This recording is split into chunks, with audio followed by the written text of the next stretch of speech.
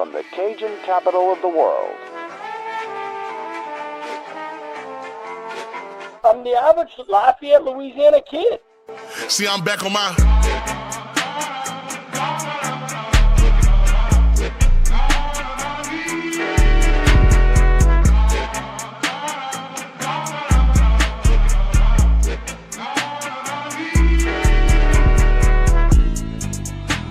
Hey, fellas. Hey, Brady Review said, congratulations. Say what's up, y'all. Yeah!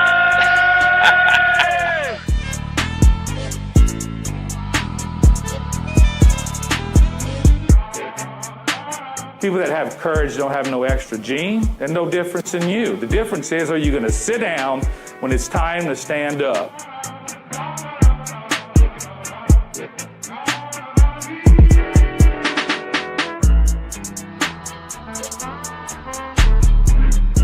Ladies and gentlemen, welcome in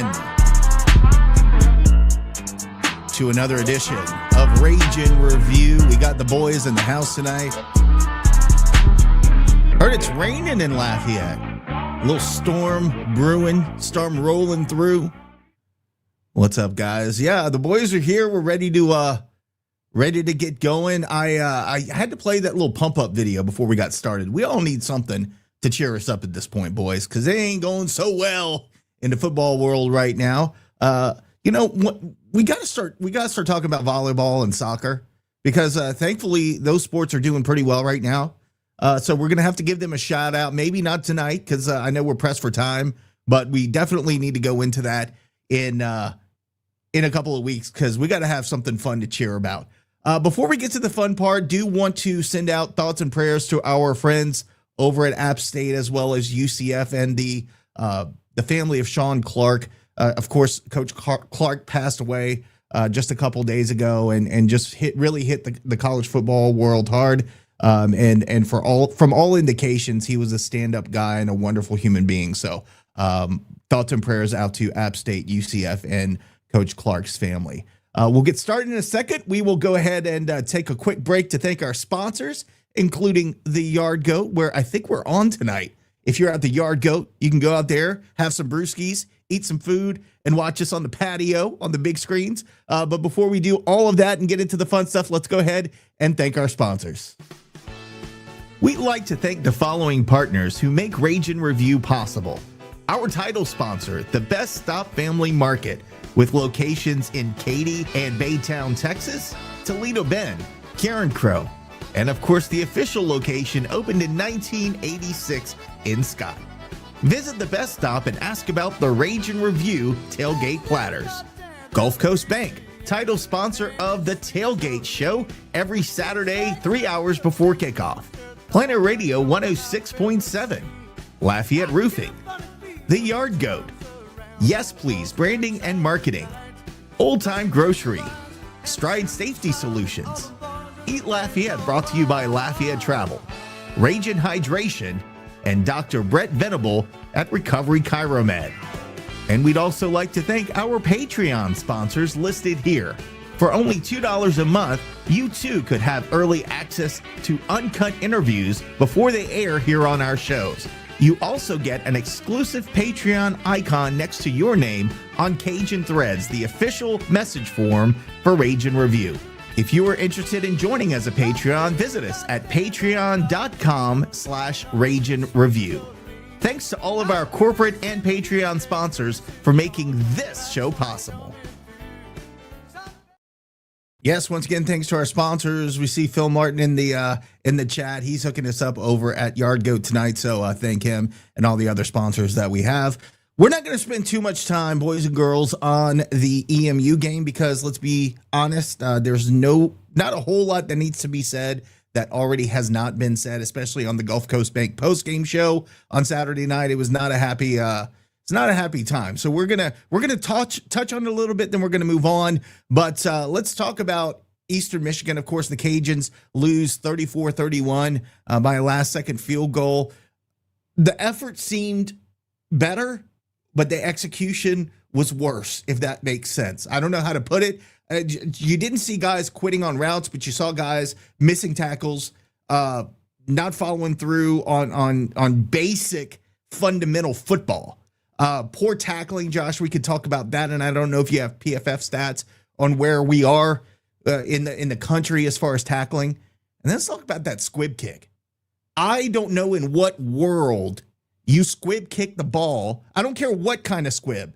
Des says, well, it's a miscommunication. We didn't want that kind of squib. You never want to squib the ball on the last play. When you had the last possession, you got a minute and a half left. You're giving it to the other team. So by all means, yeah, let's give it right to them in great field position so they only have to march 40 yards for a field goal. Josh, I'll start with you. You know, a lot has been said. We've talked about this. We've texted about it. We've group chatted. I'm tired of talking about it, but wrap up EMU and give us your thoughts, especially on that squib kick. Well, there's plenty to be said, but starting with the squib kick, still, I asked in the post game on Saturday for somebody to explain to me what advantage you gain by squib kicking. I don't know what other kind of squib kick they were looking to kick. That was an odd comment if you ask me, but Des walked it back. He said they made a mistake, should have never kicked a squib kick, which the entirety of the universe that watches college football already knew before the ball was squib kicked. And then you set up a team that was tied with you that just needed a field goal to win the game with excellent field position. Like, I don't know what the miscommunication was. I still don't understand what you gain. Maybe they're trying to kick the ball long and keep it low to the ground. Even then, it's not like you weren't stopping them. I think that we were averaging, we weren't doing bad on average of kick return, so it was fine. Just kick the ball deep. What's the worst that could happen? Still to this, you know, you saw my name today, Squib Kick Poppy. I mean, I'm just making fun of this whole thing. I'm never going to not make fun of that. That was such a stupid decision by all, including the head coach. The fact that was signed off on makes absolutely no sense. But tackling, yeah, you said it. Talking about effort, you know, tackling's like rebounding in basketball, in football. It's effort. It's effort. You know, I don't know how much you guys watch NFL, but I watched the Detroit Lions beat a better team in the Ravens at home on Monday Night Football. How many times did you see Lions defensive players diving at the feet of Lamar Jackson and their running back, Derrick Henry, and causing forced fumbles big time in the fourth quarter? Those were all effort plays. If the pros do it, if the guys who get paid to do it and the guys that are millionaires and the guys that do it for a living and it's their job, if they still go out and put full effort on the field by shoestring tackling and forcing fumbles, you can't tell me it shouldn't be done in college. We didn't do that against Eastern Michigan. Did we execute better? I thought the execution is about the same as we saw all season. I don't think that it was any better or any worse. It was about the same. And you mentioned tackling. We still have, and when you talk about a grade standpoint from PFF, our two best tacklers on the team are freaking defensive backs. Brent Gordon Jr. playing in his second collegiate game ever. A cornerback with an 84 grade, and then you had Cortland Flowers with a 78 grade. Those are defensive backs, folks. These are not our linebackers. These are not the guys that are tasked with stopping guys before they get to the third level. This is not our defensive line who you know, you would think could impact plays with their big hands and their strength. We just don't do it. We don't pressure the running backs. We don't pressure the quarterbacks. We don't do a hell of a lot in the front seven at all when it comes to tackling. So, man, there's so many different ways you can go with it. But the fact is that the effort is not what it should be as far as I'm concerned. And we're just not impacting games on defense. We're not, you know, shout out to Cortland for making that interception. That was a big play in the game. But again, we keep living and dying by these individual performances. We've had one big individual effort per game so far. But that doesn't, individual efforts don't make a defense. And so right now, we're still not playing complementary football in any of our units. And that's where I'm at with effort right now. Cole, I want to ask you this because you're the offense guy. Why the hell, when you are doing so well on the ground, you're running it down their throats, they can't stop you, do you decide, oh, now we're going to be a gunslinger later in the game?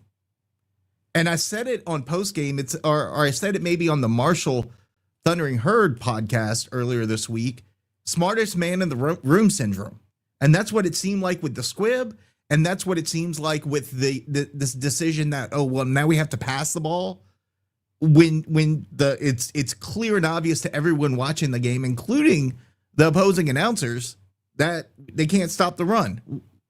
Can you figure out what that decision making is like when that's what you bring to the table at the end of the game?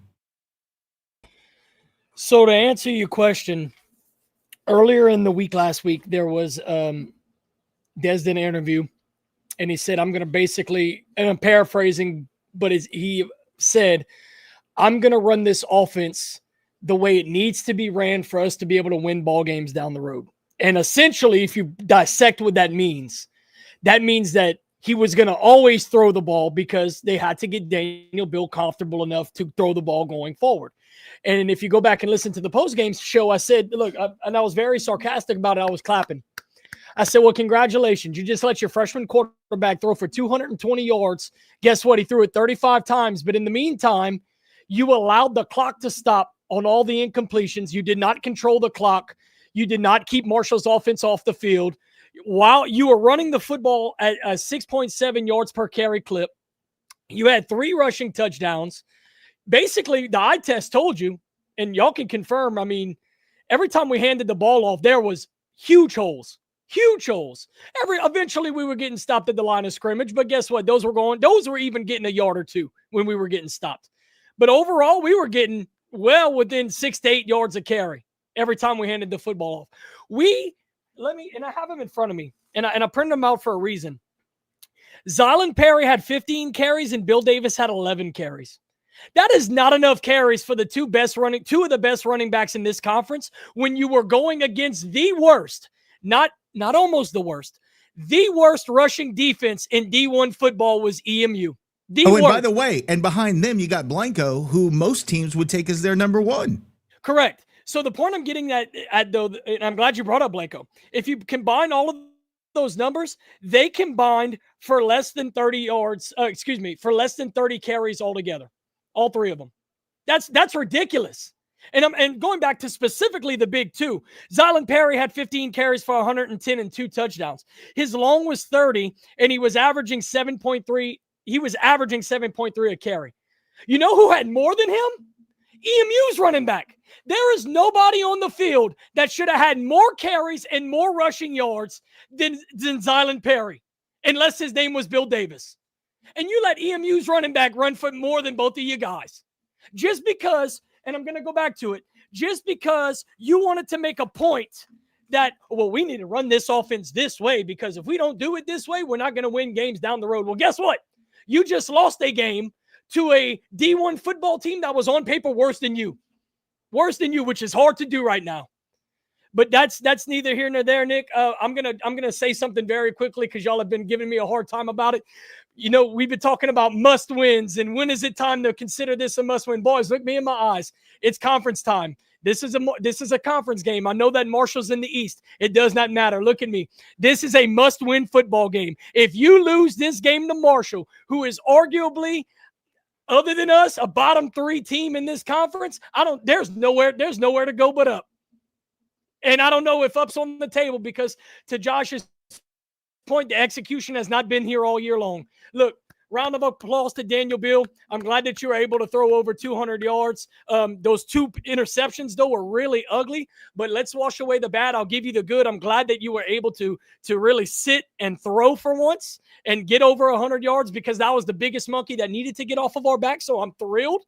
But at the same time, and I've said it all year long, and eventually somebody's going to listen to me.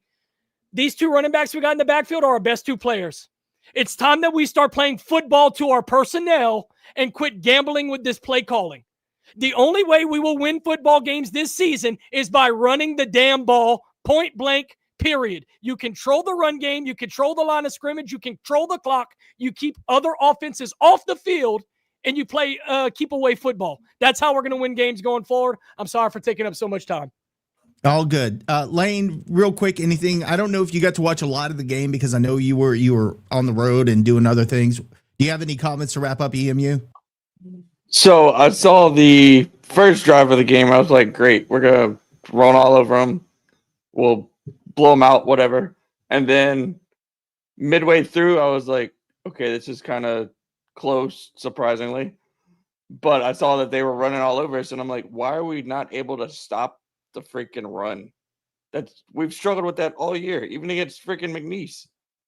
And then I got to where I was at watching the party animals, and I saw the end of the game. I was like, why are we squib kicking after we just scored a touchdown? Even a guy who hasn't watched half the game thought to himself, why are we squib kicking? Exactly. Like, that's not a decision you do in that moment. You're playing not to lose at that point. It doesn't make any sense. Go ahead, And Cole. then at that, I'm No, sorry. sorry. At that point, I'm sorry. at that point, I had to find my. Oh, I'm sorry, Lane. Go ahead. I was like, at that point, I threw my phone down. I was like, I'm done with this game. Like, we're lost because there's no coming back from that. All right, Cole, what you got? No, sorry. So going back to the squib kick, that's the one thing I didn't touch on. I'm going to take it back before that. If you were so worried about being cute on a squib kick, why not just go for 2? Me and Josh talked about this after the game. Your best chance to win that football game, if that's what you were trying to do at that moment in time, is go for 2, because everything's right there in front of you. If you somehow go down, and I personally would have ran the ball, because there was nobody on EMU's team that was going to stop us. If you get the 2-point conversion, you got 45 seconds left for however much it was, and you kick it deep. But anyway, that's my thing. And then going back, and this is something else that nobody's talking about. Do y'all remember that we were faced with like a 3rd and 20 or a 4th and 20, and EMU had a roughing the passer that gave us a first down, and that's extended how we went. it. Yeah, Nobody's and it was a talking terrible call, by the way. That was awful because we lost Wasn't the game. a roughing pass. Roughing the passer. Wasn't. But no, nobody's talking about that. If that doesn't happen, we lose the game anyway. So yeah. Well, anyway, I don't want to talk about it anymore. It was not a fun game to watch. So we will move on as we take on the Marshall Thundering Herd coming up Saturday night, 7:00 at Our Lady of Lourdes Stadium. Marshall Thundering Herd, coached by Tony Gibson. They come into the game with a 2-2 overall record. They first game of the season got blown out 45-7 to the number 5 team in the country, Georgia, who is I'd say they're pretty good. Then they lost to Missouri State 21-20. So they were feeling a lot like we're feeling today against Eastern Michigan. They also played Eastern Kentucky, winning 38-7, and then Middle Tennessee last week beat them 42-28. I got to tell you, it was a close game at the end. I was texting back with Russ from the Marshall pod and saying, yeah, Piddle fight of the week next week. And then I turned the channel back and they're up 42-28 or whatever. So they pulled away late. Obviously they can put up points, and we can't. I mean, we can when we run the ball, but then we decide we're too smart and we got a game plan for the rest of the season. So KG, you're on a roll already, man. I feel the energy. I'm feeling it for you tonight. Let's go ahead and preview the Thundering Herd offense. What do you know about Tony Gibson's squad that is coming into the Swamp this weekend? Yeah, so the Marshall Thundering Herd offense, they're going to run this spread pro-style hybrid type offense. They're going to come out with a lot of 3 wide receiver, 1 tight end sets. That's basically what they run their offense out of. I'm going to go ahead and give you the stats first, and then I'll work to their key players. They are 110th in scoring, in total offense. They average 326.5 yards per game. They are 59th in the country in rushing offense. That is good for 179.8 yards per game. And they are 124th in passing offense, good for 146.8 yards per game. They're also 83rd in scoring with 26.8 points per game. And 54th in turnovers. They only turned the ball over 4 times so far offensively. And they're 101 in sacks allowed, and they've given up 9 sacks. With that being said, I'm going to roll into their starting lineup, and I want you to pay attention to this quarterback situation they got going on. So they're going to be led by quarterback junior Carlos Del Rio Wilson, 6'2", 215. He is a transfer from Syracuse. Note, he started weeks 3 and 4, and he is 2-0 as a starter. Somebody mentioned this in the comments a while ago. A Marshall fan is here with us. We welcome you.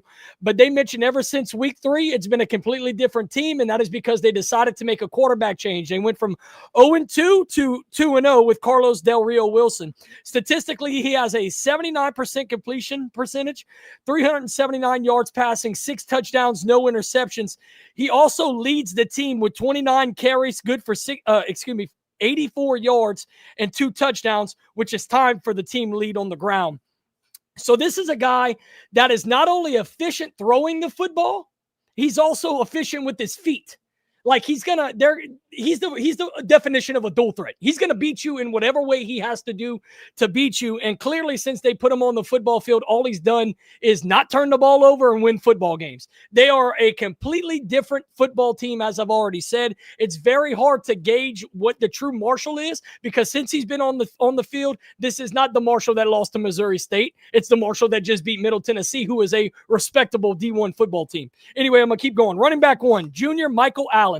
5'11", 206, transfer from NC State and UNLV. Statistically, he has 28 carries, which is good for second on the team, 135 yards, which leads the team, and a touchdown on the ground. He also has 1 catch for 7 yards. So when he's in the game, he's running the football. They're not throwing it to him, and I would say unless it's some sort of check down situation, because he only has 1 catch in those games. Running back 2 is going to be junior Justin William Thomas, 6 foot 220, transfer from Tennessee and Cal. 24 carries, 110 yards, and 2 touchdowns on the ground, which is tied for the team lead with the quarterback. He also has 3 receptions for 41 yards and a touchdown.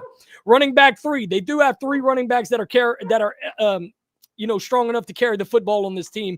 Is going to be junior Joshawn Barbie, 5'9", 190, a transfer from McNeese State. So people may be familiar with him. Statistically, 22 carries, 96 yards, and a touchdown. He also has 3 carries for 16 yards. So from what I'm seeing, when their running backs are in the game, they're running the football. They might swing them out to him to get out in trouble and whatnot, but these are running backs, by committee, especially with these 3 guys.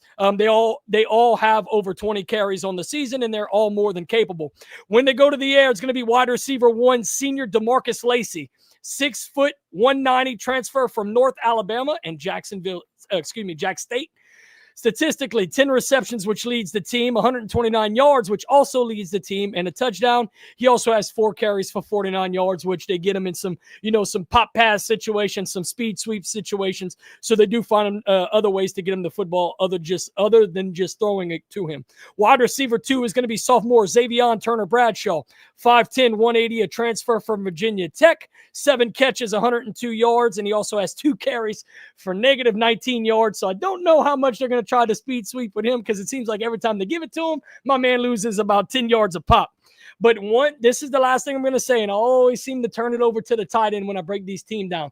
Everybody we play seems to know how to utilize the tight end besides us, and this is no exception. Junior Toby Payne, 6'4", 232. Statistically, he has 9 catches, which is good enough for second on the team, 107 yards, which is good enough for second on the team, and 2 receiving touchdowns, which, get this, boys, leads the team. So they know how to use their tight end specifically in the red zone, which is a problem for us because what we didn't talk about last week, Nick, every time we went to the red zone last week, you want to know who was 4 for 4 in the red zone? Eastern Michigan, 4 touchdowns, no field goals. That is something that basically costed us the game, is that we could not stop their offense when it came to the red zone. And I'm going to tell you what, they got a weapon right here with Toby Payne that if they get inside the red zone, they're going to go to him. So maybe want to key up on the tight end. But nonetheless, that is your Marshall starting offense.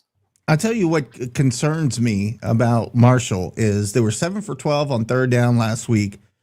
Rushing, they had 49 rushing attempts and controlled the clock for 36 minutes. That's what concerns me. We rushed it for 32. They rushed it for 49 times. Now, Middle Tennessee gave them, let them off the hook a couple times because Middle Tennessee had 111 yards of total penalties. So that was a very undisciplined team, but I'm not feeling great about our penalty situation after last week either, because again, every time you took 1 step forward, we took 2 steps back. And it's with silly stuff. It's with false starts or I think after calling a timeout, I think it might've been a false start after calling a timeout or play clock, whatever it was not good. And so I'm not feeling great about that, but the fact that they control the clock in such a dominating manner against Middle Tennessee scares the bejesus out of me. If they're rushing it 49 times and we can't stop the run, it's not going to be a pretty night. All right, Joshua, let's talk about defense. And I know I love your PFF stats. I'm hoping you have some on Marshall, but go ahead and tell us what we can look forward to defensively for the Thundering Herd. I always got my stats, so I'll incorporate it. Defensive coordinator for Marshall's defense is Shannon Morrison. First year as full-time DC, he served under Coach Huff as linebacker coach from 21 to 23. Defensive line coach and run game defensive coordinator is Ralph Street. He's the only remaining coach from the defense last year, which I thought was very interesting. Marshall, in total defense, ranked 75th nationally, allowing 359 yards per game. They allow 5.8 yards per play and 25.25 points per game. Not horrible, not bad. It's kind of in line with Sunbelt defenses. You talk about that SEMO game, and you would expect these numbers to be a lot worse. I actually think SEMO's going to end up being a pretty good FCS squad. Time will tell, but it's like Cole said, they've become a different team since that game. It might be the best thing that happened to them. But I do think Missouri State is FBS now, right? Because they're in CUSA this year. They could be. So I think they're FBS now. Old habits die hard. Yeah, it's like Kennesaw State. You don't lose to Kennesaw State. You don't lose to Missouri State. But sorry, I didn't mean to interrupt you. No, you're good. They also ranked 32nd nationally in rush defense, which I thought was obviously pertinent to this particular game. They allow 102.5 yards per game, 3.28 yards per rush. They ranked 42nd nationally in third down defense, allowing only 32% conversion rate for their opponents. 63rd nationally in red zone defense and 11 opportunities. They've allowed 4 rushing touchdowns, 4 passing touchdowns, and 1 field goal. And you compare that to the Cajuns' red zone offense, which has the third fewest opportunities in 7 in the entire country. And they got 2 rushing touchdowns and 1 passing touchdown, 3 field goals when they're in the red zone. I thought that was worth mentioning as well. Tackling has kind of been a liability for Marshall. It's up and down this season, kind of inconsistent, and we'll get into that when we get into the guys that flashed on film. They do run a 3-3-5 scheme, lots of safeties on the field at one time. They are very young in their depth. Their starters, surprisingly, have some experience and snaps under their belt, a couple of transfers that are making some impacts.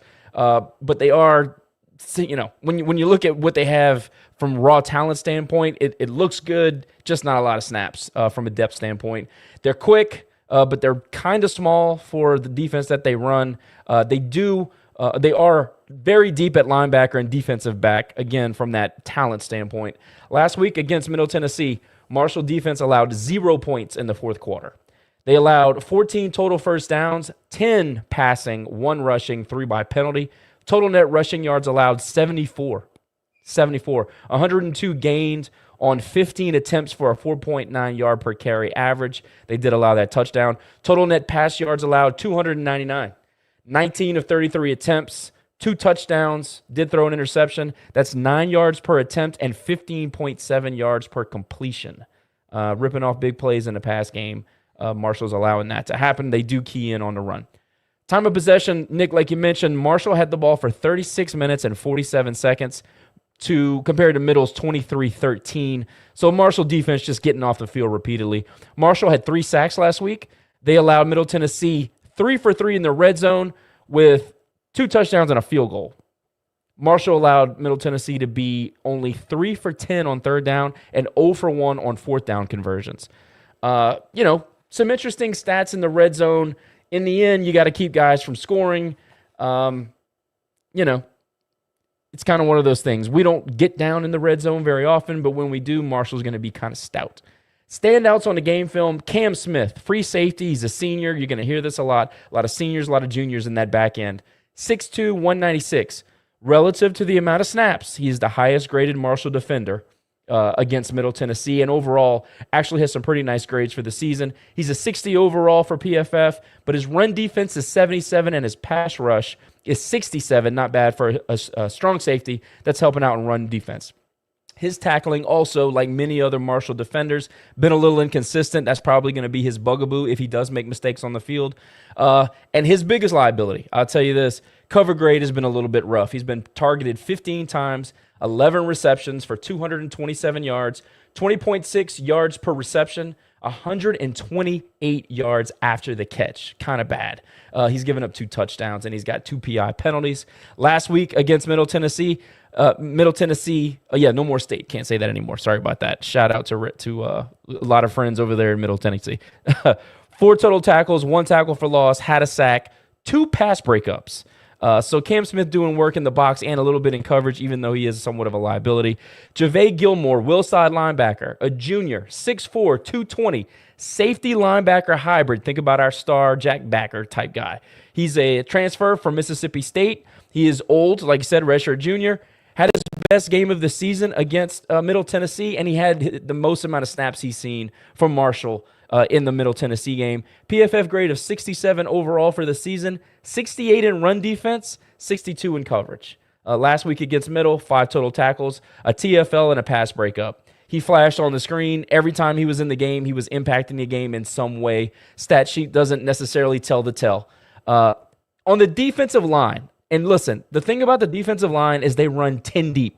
There are 10 guys that are going to play. There are 10 guys that have gotten significant snaps from Marshall, whether it be on the end or in the middle, nose tackle, whatever. Jaleel Rivera Harvey, defensive tackle, senior, 6'3", 310. A lot of 6'3", 6'4", 6'6", 300 plus up and down that defensive line. He's an old school run stopper. Clogs the middle, takes on blocks for linebackers to make plays in a run game. PFF grade, 75 overall for the season. His run defense for the season, 83 overall, which leads the team. He's a 76 graded tackler for the season. Guy just gets it done in the trenches. Anchors the defensive line, and like I said, they run 10 deep. Some of them are young, but a lot of those guys have a lot of snaps under their belt. At times, they'll just do a line change. They'll pull out 4 or 5 at a time and get a whole nother defensive line and ends in the game at a time. I think that's a great luxury. You saw it with Napier back in the day. Dez would love to do that. We don't have the horses at this moment. But Marshall is young, getting better, has a lot of talent. And I'm mentioning the defensive line, but the back end also has a similar situation going on, a lot of young, raw talent. Last thing I'll say, time of possession is a key stat that we don't talk about enough. But listen to this. Marshall is 59th nationally at just over 30 minutes per game in time of possession. The Cajuns rank 121st in the country, 26 minutes per game. So over 4 minutes per game more, Marshall is controlling the football, and that's with that ugly loss against Missouri State. So, guys, we gotta convert third downs. We didn't do a great job of that against Eastern Michigan. We haven't done a great job of it all season. We got to find a way to stay on the damn field. Run the ball, find the tight end, whatever you do, find a way to stay on the field. That totally changes the game against Marshall. And look, at home, you think you can get that done. Starting conference, it feels like a reset opportunity. It's going to be interesting to see what our offense could do against this Marshall defense. And I'm going to put you on the spot here because this is off the cuff question. But is there anything that you saw on film or that you saw in stats that you think I'm going to preface this by saying if we might make the right play calls, that our offense can have some success against the Marshall defense? Do you see any matchup problems for their defense that we could exploit on Saturday? I was going to save this bit for later when we start talking about, after Caden, but there are mismatches on the field everywhere. I would like to know who on this staff is in charge of finding the mismatches and exploiting them, because whoever it is doing a really, really poor job. Well, we have 16 analysts, Josh. It seems like somebody should be figuring it out. Let me tie it back to the NFL real quickly. If anybody watched that Philadelphia and Rams game, that was total domination for 3 quarters or 2.5 quarters. And then they remembered, we have A.J. Brown on the outside, and Los Angeles has no cornerback that can match up against A.J. freaking Brown. So what did they do? What did Sean McVay, a very good coach, a professional coach, a guy that understands mismatches, they threw to him probably 13 times in the second half. And what did the Eagles do? They came back and won the freaking football game. There's going to be opportunities, and this is not me because I'm a tight end guy. I'm just telling you, a lot of their linebackers and safeties, because of that 3-3-5, they are hybrid type guys. Their 2 best linebackers are 220 pounds. You're going to tell me I can't match up one-on-one Brock Chappell and Caden Jensen against those guys in short yardage situations and just throw them the ball and see who's bigger man for man? Just block them out like a basketball game? I think so. I think there's I think we can own the seams every time we step on the field. I think we have that amount of talent at tight end. It comes down to how we're going to utilize the tools that we have. And if you're asking me what the mismatch is, it's over the field. It's over the middle of the field, because I promise you, Marshall is going to have a hard time matching up against our run game. If they start to sneak up in the box and they want to run 8 and 9 guys in the box, you can easily run those tight ends out there. You can easily, I think the screen game could be an absolute massive tool against this defense, because they are smaller. They're going to rely on their speed to impact the game, and they're probably going to have to do a lot of run blitzing. We haven't seen a team do that a lot against us. EMU didn't do it. Missouri did it a little bit when they had to early in the game. That was about 3 snaps. Anyway, I think that there's going to be opportunities to catch them with their eyes in the backfield, not because we can throw the ball, but because they're going to have to respect the freaking run game. That's it. If you want the mismatch, it's going to be on their linebackers they trend smaller, and it's going to be those safeties who are going to be sneaking up in the box. That's the truth. Throw it to the damn tight end. It's not just one of those every week things that I come here and say it. We literally have the mismatch. Are they going to use it? Good comment from Ronnie about injuries that we have on the offensive line. We will talk about that after we talk to the brand ambassador in just a few minutes. We'll get a little bit deeper into those matchups.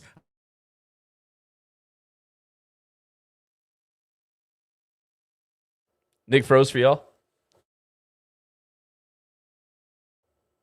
Well, let's carry it. I don't know. Maybe he got a lightning strike. No, I really do believe that there's opportunities in the middle of the field that we can exploit from our offense, the point of view of our offense to their defense. The other thing about their defense is, yes, they are fast because they play a more athletic style, a more pressing style. I was kind of surprised, and I know it's a depth chart issue. I was kind of surprised not to see Kadarius Wade in that X role. Not because I don't think Baptiste can play, not because, look, I totally understand the speed aspect of it all, but Kadarius Wade is more that possession type receiver. He's a more big body type receiver. I feel like we can maybe use that physicality against them in the pass game. Maybe a 5 and hitch. Maybe we start to exploit their aggressiveness. Or I don't really know how they're going to defend us in the passing game because we have so many new pieces that we're going to be kind of running out there. So it'll be interesting to see how that works out. But if the question is, do we have mismatches to be had? I think so. And Cole, their offense more than I do. You can maybe weigh in on this. I still think there's opportunities in the middle of the field.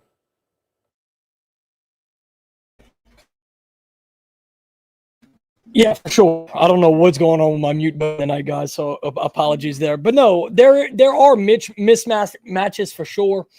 The thing that concerns me the most, though, is that how well they do, and this is more you than it is me, how well they do against the run. Because we're not going to sugarcoat it. Running the football is our strength. That's kind of how we're able to throw the ball, quote unquote, off of how we run the football.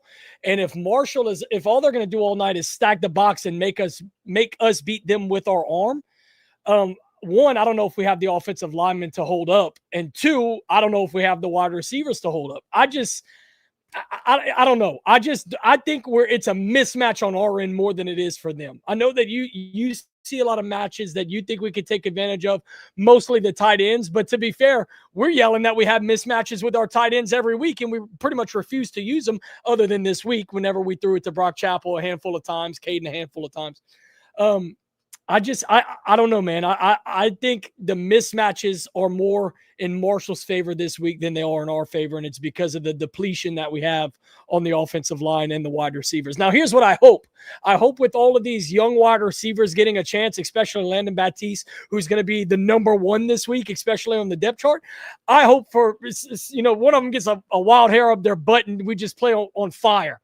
We just play on fire because all that does is it helps Daniel Beal.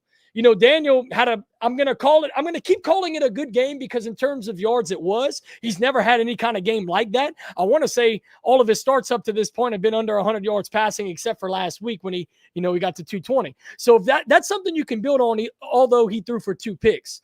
But what I'm saying is, I don't know. I think the cards are stacked against us this week unless we can find a way to move the football on the ground. If we can find a way to run the football, that changes the entire narrative. And honestly, that's my biggest key to the game is establishing the run somehow. Before we move on, I just want to kind of address this offensive line thing. And we can talk about the wide receivers too, real quick. But really, there's one change, and it's Matt Broussard. And I'm not saying that that's not right guard is obviously a very important position, especially within this offense. And I know we typically like to have depth and we run 7 guys out there and it keeps them fresh and it keeps them developing. I get all that stuff. But there's one real change. Everybody else is the same. I know Gooch is out, and I know that. I know George is out. I know that. But Caden's there. Morrow. Williams is there. Everybody that we expected to start this year is there. There's one change, and it's Matt Broussard. So what we need to do is we need to get Matt seasoned, and we need to get Matt's reps to where it's an acceptable performance. And based on the grade sheet, it's not been good. However, it can change this week. I keep saying that.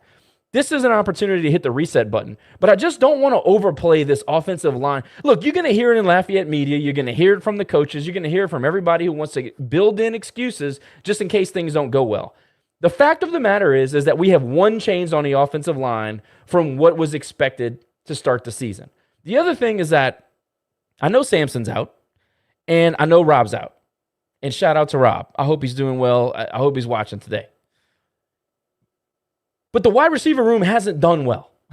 Every time we come here for a month, it's been wide receivers dropping the football. Wide receivers can't catch. Wide receivers can't separate. Wide receivers can't they can't run a route.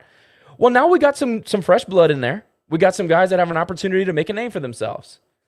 So if you base on what fans have been saying, they got what they wanted. They got a new X. They got a new number 2. Let's see what they can do. They're young, sure. But we're young in other places where people are performing. You got a true freshman cornerback who's the highest graded defensive player on the whole entire freaking football team. So young, in the era of NIL and transfer portal, young, you can't say that anymore. Being young, that's out the window. We come here and we develop players. That's supposed to be our MO, our bread and butter. It's time to step on the field and produce. So I just kind of wanted to touch on that. The offensive line, I don't want it to be overplayed. Yes, injuries impact you from a depth standpoint, but starting from a point of view of starting, we have one change, and it's Matt Broussard. And then you have the wide receiver situation, which has been fluid, and we'll talk more about the depth chart later, but that needed to be mentioned before we go any further. Nick, you good? I'm good, man. My internet got the free songs, and we're back. We're all good. And no, it was not the lights of my house that caused a power surge, but I appreciate that, Chris, for calling me out on it. Obviously, he's a Facebook fan. All right, boys and girls, why don't we turn it over to our brand ambassador and tight end for Louisiana, the man, the myth, the legend, Mr. Caden Jensen. Caden, how are you doing, my friend? What's up, guys? Doing good. How are y'all? Not too much, brother. Look, we decided early that we were not going to gonna hang on to that EMU game too much longer. I think we got enough bitching out of our system last week against Missouri, and we're just not. We spent about 10 minutes, went over it. But I do want to give you the opportunity, the floor at first, to kind of wrap up your thoughts on that game. Then we'll move forward. Yeah, for sure. Well, I always appreciate the passion that that we have, and in a lot of cases it's warranted, but I feel like the overarching theme of that game was we shot ourselves in the foot more times than we didn't, and so that's what's going to happen when you do that consistently in a football game and you kill yourself. Then you put yourself at a disadvantage to win the game. So I feel like that highlighted a lot of things that offensively and defensively that we got to do better. And so I come in here and I come on here and I say it every week, like we get back in the film, and it starts with a great day on Sunday. We had a great day on Sunday. Practice has been the same. The work's the work. We hang our hat on the work, and so we've been at it, and we're ready to kind of kick off conference, and we're ready to get the taste out of our mouths for sure. Because no one goes into a game expecting it to come out like that, and so we've identified what we need to fix, and there's been a big emphasis throughout this week, and so I think we're fired up and ready to go. Let's talk about the tight end targets this week or last weekend, because my man Brock Chappell had a day. That was fun to watch. You got some targets as well. There he is. What's up, Brock? He had a day. You had some opportunities as well. Hopefully that continues to grow, especially against Marshall. But talk about that a little bit, about being targeted more. I know it was something that we thought would happen and did, and we were happy to see it, from your guys' standpoint. And we could talk about blocking too, because I know that's one of your favorite favorite things is to line up against the opponent and push them around. But let's talk about the 6 catches that you guys got targets for last week. Yeah, for sure. Every week going into it, we always have a game plan that, we're always featured in each week game plan as far as, we just do what's called on game day. And so if that calls for us to stay in the box the whole game, then we're going to stay in the box and dominate. If that calls for us to, get downfield and get some targets, and that's what it is. And so, last game was a good opportunity for us to make plays when the ball came our way. Got me fired up on that early in the game when I saw Brock was getting the rock and doing something with it. And so that, just kind of creates momentum within our team. And so we got to highlight and we got to take advantage when the ball comes our way because, historically and, throughout every program, the tight end targets are limited as far as in proportion to the whole team. So there's a big emphasis on, us two and Trey and Teddy and all the guys in the tight end room. When it comes our way, we got to come down with it. And so, I was fired up to see Brock get that opportunity, to get the ball more, and then myself as well, and got to hone in on the mistakes like the drops. And so that's been an emphasis this week as well. Got to take accountability and ownership for it. And so, going into conference, the mentality is, we got to run conference. We got to dominate the conference within the tight end room. So that's been the big emphasis. We're looking to kind of build on momentum, and we had a good game in the tight end room last game, but there's always mistakes that we got to correct. And so we've been very adamant and very intentional about correcting those mistakes. And so it was exciting. We're excited to kind of get back into a game setting and see what can happen. I'm going to choose to believe that Dez watched the show, got heat to throw it to the freaking tight end, and that's how I'm just going to choose to believe that. But hey, man, look, if this was a little bit different, this is a strange game where there was a little bit of, tug of war, back and forth a little bit. I know Rice was a little bit like that, but for the most part, this was more of an evenly matched game. And when you look at the stat sheet, look at the box score, the time of possession was almost the same. Rushing was very similar. Lots of things kind of matched up. Just from your point of view, what do you think EMU ended up doing to kind of, get over the hump? And, you don't have to say anything about the squib kick. We've already covered that. But what was it, do you think that? Yeah, we hope Dez is listening to this show too. I think I'll start off by saying this. Their defensive unit, they played hard. They had, a lot of guys round to the ball, and they had a high motor. And so, it's different with that unique bare front, that 5-man surface. And then I think they did well with their safeties kind of plugging in the box when they saw that we were running the ball. I feel like it's a pretty good adjustment that they made. And so, but I feel like the overarching thing, and I'm not saying this to take anything away from them, they played a good game, they won the game, but you look back at where we sputtered out, and we settled for field goals instead of touchdowns in the red zone, and we came off the field scoreless.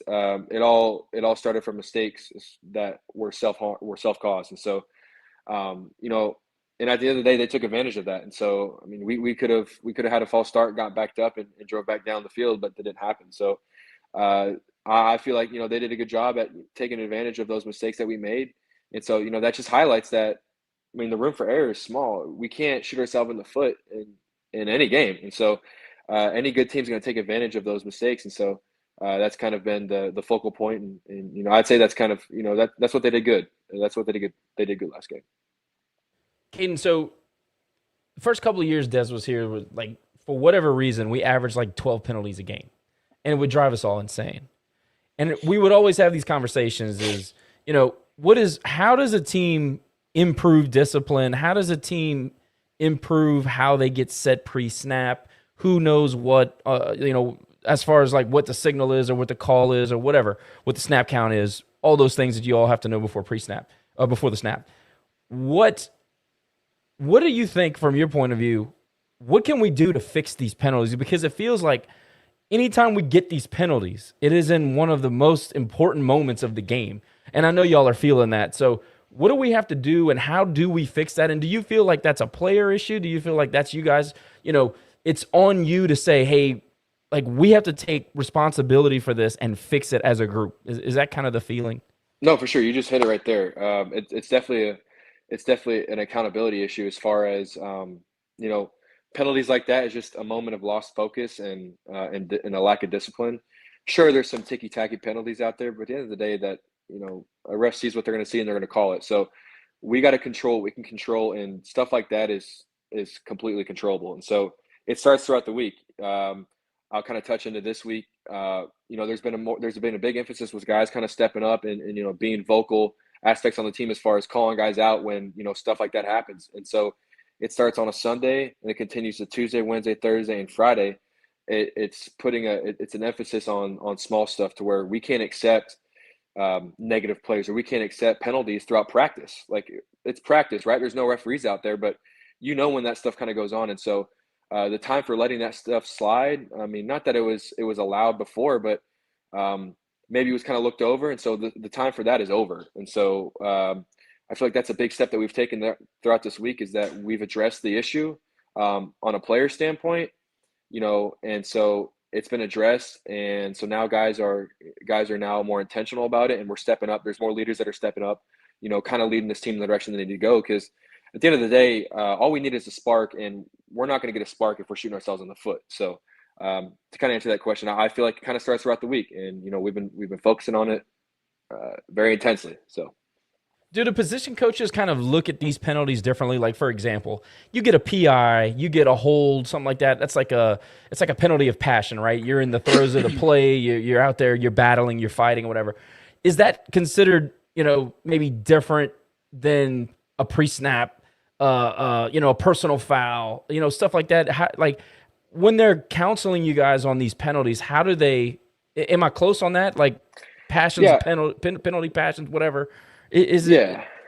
Yeah, I'd say you're pretty close. I mean, there's kind of two things. Like, I mean, obviously the pre-snap penalties, that's just discipline, and then there's like the penalties in the game or within the play. So, like, I mean, at the end of the day, if you got to know when to let go. If a guy's getting out of your frame, you got to know when to let go.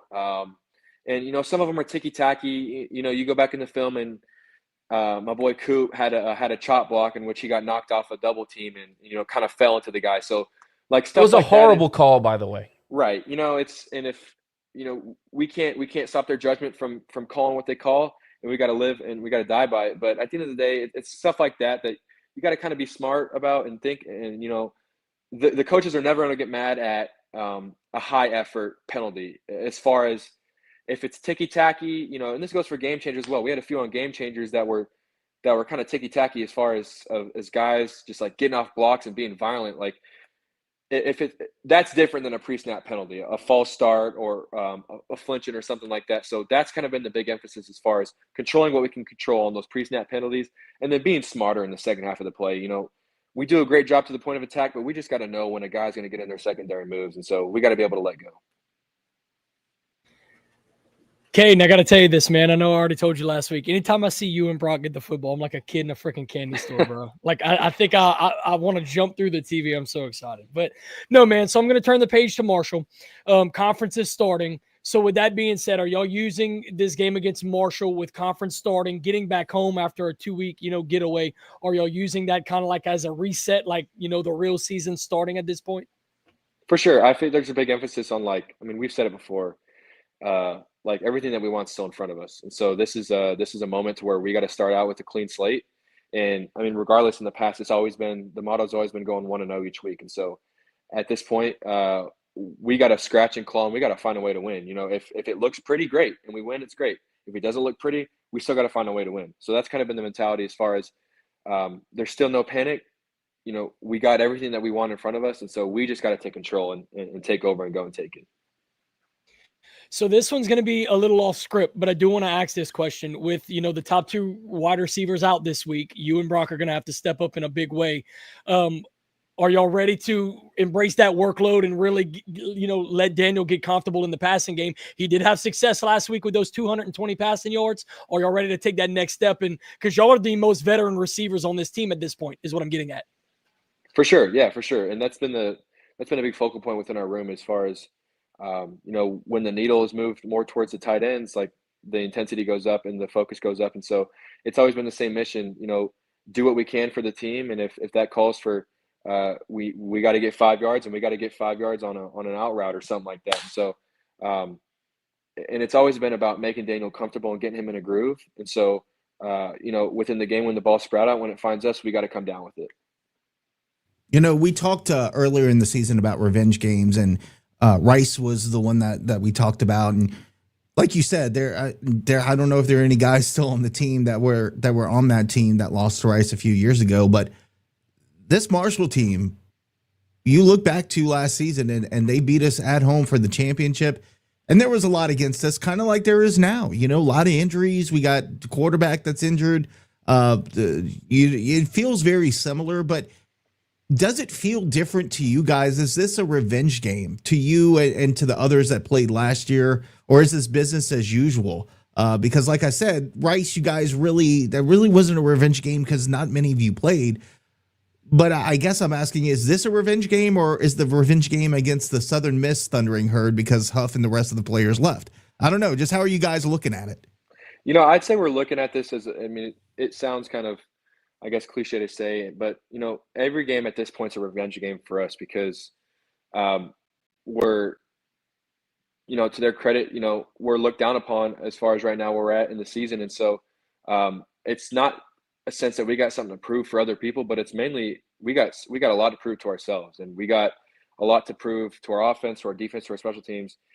Only the guys in that building know how hard we work and the potential that we have. And so every time that we fall short, it's just more fire to the or more gas to the flame as far as we know what we're capable of, and so we got to get there. And like you said, it's a different Marshall team, but I know personally for me, I was a part of that game where we fell short, and now it's another opportunity for that program to come back to Cajun Field. And so personally, I kind of see it as that a little bit, but as far as the talk around the facilities, every week is just focused on going 1-0.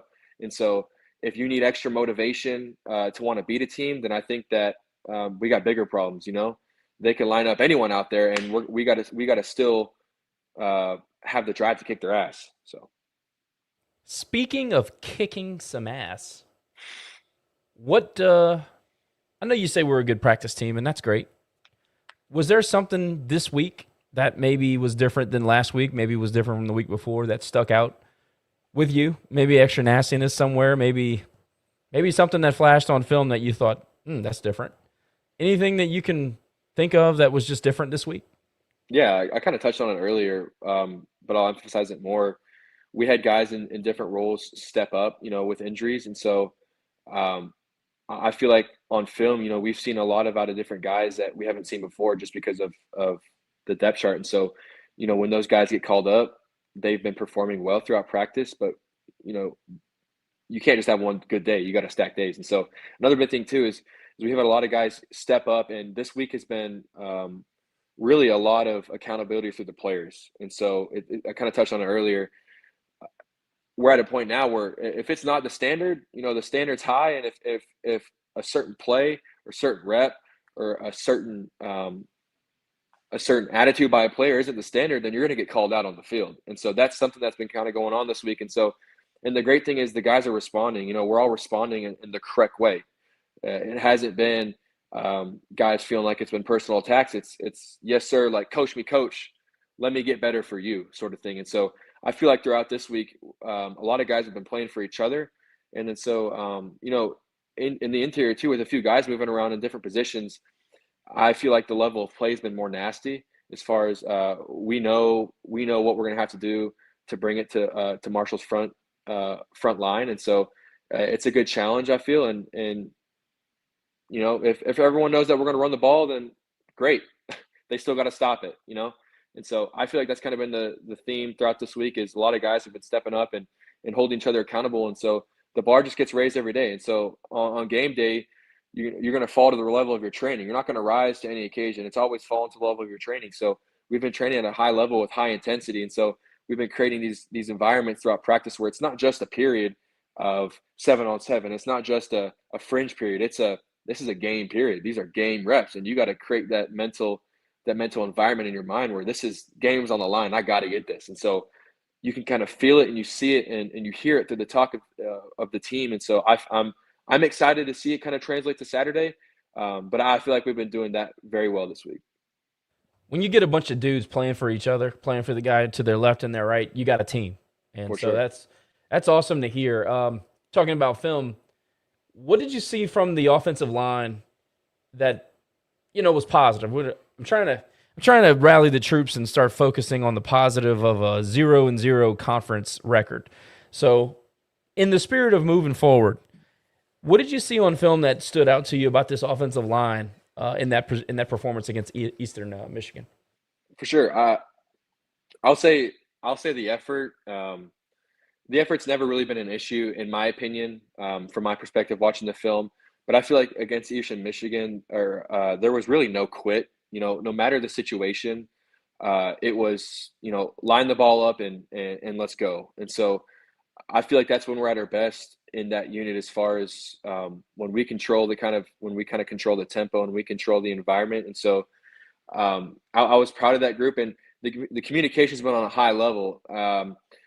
Maybe it's an environment thing, but going from Mizzou, there was a few miscommunications throughout the game, but we emphasized it, we addressed it, we took ownership, and throughout that week leading up to EMU, it got better. And so on game day, that really wasn't an issue as far as communication. And they run some unique stuff on defense, and I feel like Cooper with the IDs handled it well. Daniel and both of them kind of handled it well, and I feel like the unit as a whole played well. There's some undisciplined moments in time, but that's been addressed, and those guys have stepped up, and they've really they've looked themselves in the mirror. And so when stuff like that happens, we got to be able to rally together, and that's a kind of a fixing point that we got as well. We've been working on is if something like that does happen, we got to be able to dig ourselves out of a hole. So I feel like we've been taking the right steps, and that group continues to play hard. And so now with the challenge of being a little thinner depth wise, I feel like the intensity has risen. And so y'all had mentioned it with Matt coming in on that role and starting again. The guys are kind of rallying around him, and he stepped up to the plate, and he's done what he's needed to do throughout the week. And I wanted to talk about that with you a little bit too, because everybody's like, "Oh my God, we're so injured." I just wanted to kind of reiterate the point that Matt is really the only change in starter. You got Caden back. Everybody's in place. It sucks to lose Gooch. It sucks to lose George. I get all that. Not having Mackey as a backup, it helps. It bad for the rotation. Which, by the way, may be coming back this week. Potentially should play this week, according to Des. Possibly. And it impacts the rotation. And I'm not poo-pooing that. But I am saying that you essentially have one starter that wasn't expected. So I have to believe that the offensive line still feels pretty confident in their group, right? For sure. Yeah, for sure. I mean, there's no such thing as a drop-off in that room. It's the next guy up. The guy has to step up, and if he's not meeting the standard, then they're going to let him know. And so whether those moments happen or whether they don't, that line's very experienced, and Jax and Coop and Caden and Bryant are great leaders in that room. And so when a younger guy like Matt has to step up, I mean, he fills the shoes, and they hold him accountable to it. And then being at home obviously helps. I mean, it's going to be a little bit less rowdy. He's going to be able to be quieter when we have the ball, things like that. I was just curious about the offensive line, because obviously the offense begins and ends with the offensive line. For sure. And you're an honorary offensive lineman, so I'd like to ask you. But I'll let these guys, I kind of took up a lot of time. I'll let these guys finish up. Well, I did want to mention Cam Mellor, who is a respected analyst around college football, does have Louisiana as the highest graded Sun Belt offensive line, followed by Georgia Southern and JMU. So, sometimes the stats don't like you look at the play and you start getting worried, and you're like, oh, we're not scoring that many points, or we're not running. A lot of that is play calling, number one, but it just goes to show you that the offensive line is doing a job. So kudos to them. Also, Andy Thomas paid a whole buck to say y'all run a 2 tight end mesh drag, X sitting between the hash, halfback wheel against a 3-3-5 and wins every play. So for $1, he wants you to run that play. I'll see what I can do. I guess he's had some success with that, and I've had a lot of success in college football throwing to the damn tight end. All right, let's get to some rapid fire questions. Raging Cajun 77 asks, with injuries to the offensive line and wide receivers, do you think there's additional pressure on the tight end group going into Marshall to produce at the pass catching position, or is it business as usual for you guys? I mean, I'd say it's business as usual. The pressure that we put on ourselves is, upholding the standard. And so if that means that we're going to potentially get more involved or have more opportunities and more targets, then it's never a worried thing. It's more of an excitement thing to kind of be able to kind of fill that gap and fill that void. Colorado Cajun, who is Elliot, I believe his name is. He's saying, with Sampson injured, do you expect you'll get a few more catches than in the previous game? If so, how many yards do you what's your target yardage in every game that would make you happy? Any yardage or 100 yards, or what do you want? I mean, I've always said, any yards that's gonna produce a win for the team, honestly. And in the most humble way, I could give two craps about how many yards I have per game, and Brock says the same thing. Our big emphasis is when the ball comes our way, catch the damn thing and make something happen and get some momentum for the team. And so, obviously, with unfortunately Shelton out and Rob out, the ball's got to get spread out more. And we got younger guys that are more than capable of stepping up. And so, whether that means the ball's going to get spread out more or find us more, it's just all about game plan. And at the end of the day, we got to do our job too and get open. So it sounds nice to want to throw to the tight ends, but we got to make sure we're doing our job and doing everything that we can to get open. I got one real quick. I know we're on rapid fire, but so Daniel, late in the game, throws the pick. You kind of go out, looked like you were running an out. Before you could turn your head, ball was out.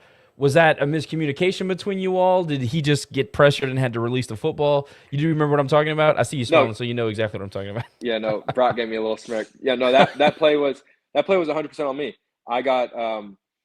I just ran the wrong route. It was oh shit, dude! I came on the post game. I was like, I hope Caden didn't win. I hope he didn't run the wrong route, but it looked like Daniel was getting pressured. I will tell you, I did say, God damn it, Caden. That was I mean, at the end of the day, that can't happen. And so that happened. I got to the sideline, and whether it was miscommunication within the play or at the end of the day, I ran the wrong route, and so something like that can't happen. And so, the emphasis on this week was, how well do you really understand the offense and how well do you really understand every play? So, that one was on me. And so, I take the hit for that. And it was not Daniel's fault at all. That was on me. Don't give away too much in your game plan, but we did have a question about the Marshall defensive line has some big dudes, and their starting linebackers are 233, 205. Do you think stretching the run game to the outside might be beneficial for the Cajuns this weekend? Is that something that you guys might look at, or are we just going to continue to run our game plan as we did against EMU? We always try and spread the ball out, running wise. And so whether the opportunity allows with, how they set their edges and, how those backers kind of are the edge of the defense, through the game, it may change, with what's going on the sideline with the iPads. And, we may see points of emphasis that we can expose, but I feel like it's still kind of business as usual as far as it's never reacting to what they do. It's always our game plan against theirs. And so we got to stay on our tracks and we got to stay with our rules, and our game plan is great this week. Coop and Beal have been doing a great job of IDing it, and we've all been on the same page. So I feel like a lot of it is kind of comes down to the game day as far as what's going well with our early drives, and then adjusting to it as far as that goes. One more question from me, and then we'll wrap it up for you. So we do this thing at the end of every show that's called Grimmies, and what that is for Cajun people is like when Papa Jensen is cooking and you got that burnt stuff at the bottom and it makes a gravy. We call that the Grimmies in Cajun. So my question tonight to the boys, we'll get to them later, but I want to ask you now, if you were on a deserted island, but you were given one meal to eat every day until you were rescued, what would be on your plate? Shoot. I kind of feel pressure to say something along the lines of Cajun dish. But no. I mean, okay. Knowing Jerry, he's going to come up here with some stupid answer. So no answer is stupid, brother. Yeah, Jerry's going to say spaghetti and meatballs. So he's going to say, yeah, exactly. Okay. So a complete meal, I'd say, if I'm on an island, I have to go with a steak. I got to get that protein in. I feel a steak. Give me some mashed potatoes, or give me some, honestly, give me some kind of like some jambalaya pasta on the side, maybe.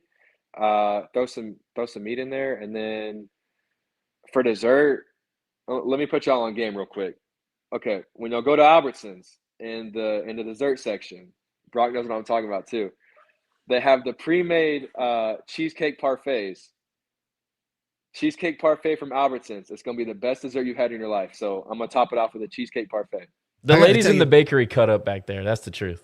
Yes. If you get the donuts early in the morning when they're hot, bomb. Yes. And I may or may not have put in like a special bulk order for a few of those.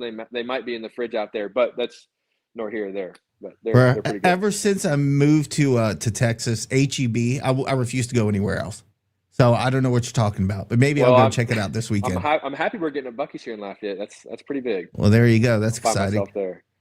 Some beaver nuggets. Cole, we got to let Uncle Jay know for ULM it's pastalaya. Because when Caden comes out to the tailgate, we'll have it ready for him.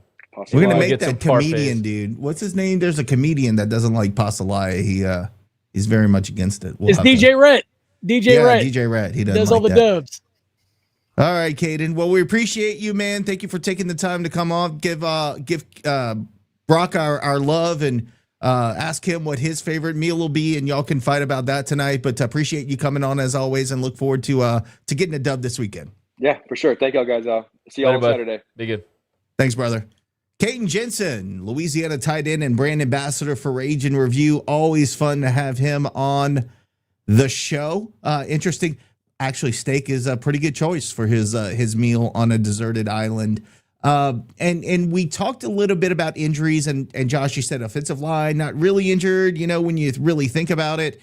Let's talk more about the depth chart, because we do have some pieces that are kind of being moved around as we look at it. As I mentioned, Mackie Mayo is expected to get some play time this weekend. Not going to be, I'm assuming, not going to be a lot of playing time. But we heard he might be out for the season, and now your boy is back. Obviously, Rob Williams is going to be out for this game, but that sounds like it may not have been as serious of an injury as we first expected. So we do expect Rob to be back at some point this season. So let's talk about the depth chart, what that looks like, and I think we also have an injury report that Lane sent to us all. So we'll look at that. But I guess I'll start with you, Josh. Looking at the depth chart, looking at the offensive line, I think you touched on it a little bit. It seems like a lot, but it's not really when you consider the moving parts that we have there and the depth at that position. Talk to us a little bit about what you see on the depth chart this week. Well, the offensive line, I think I've made my point clear on that. It's really one change, and I think that you can navigate a right guard injury, especially if you're strong at center and at tackle.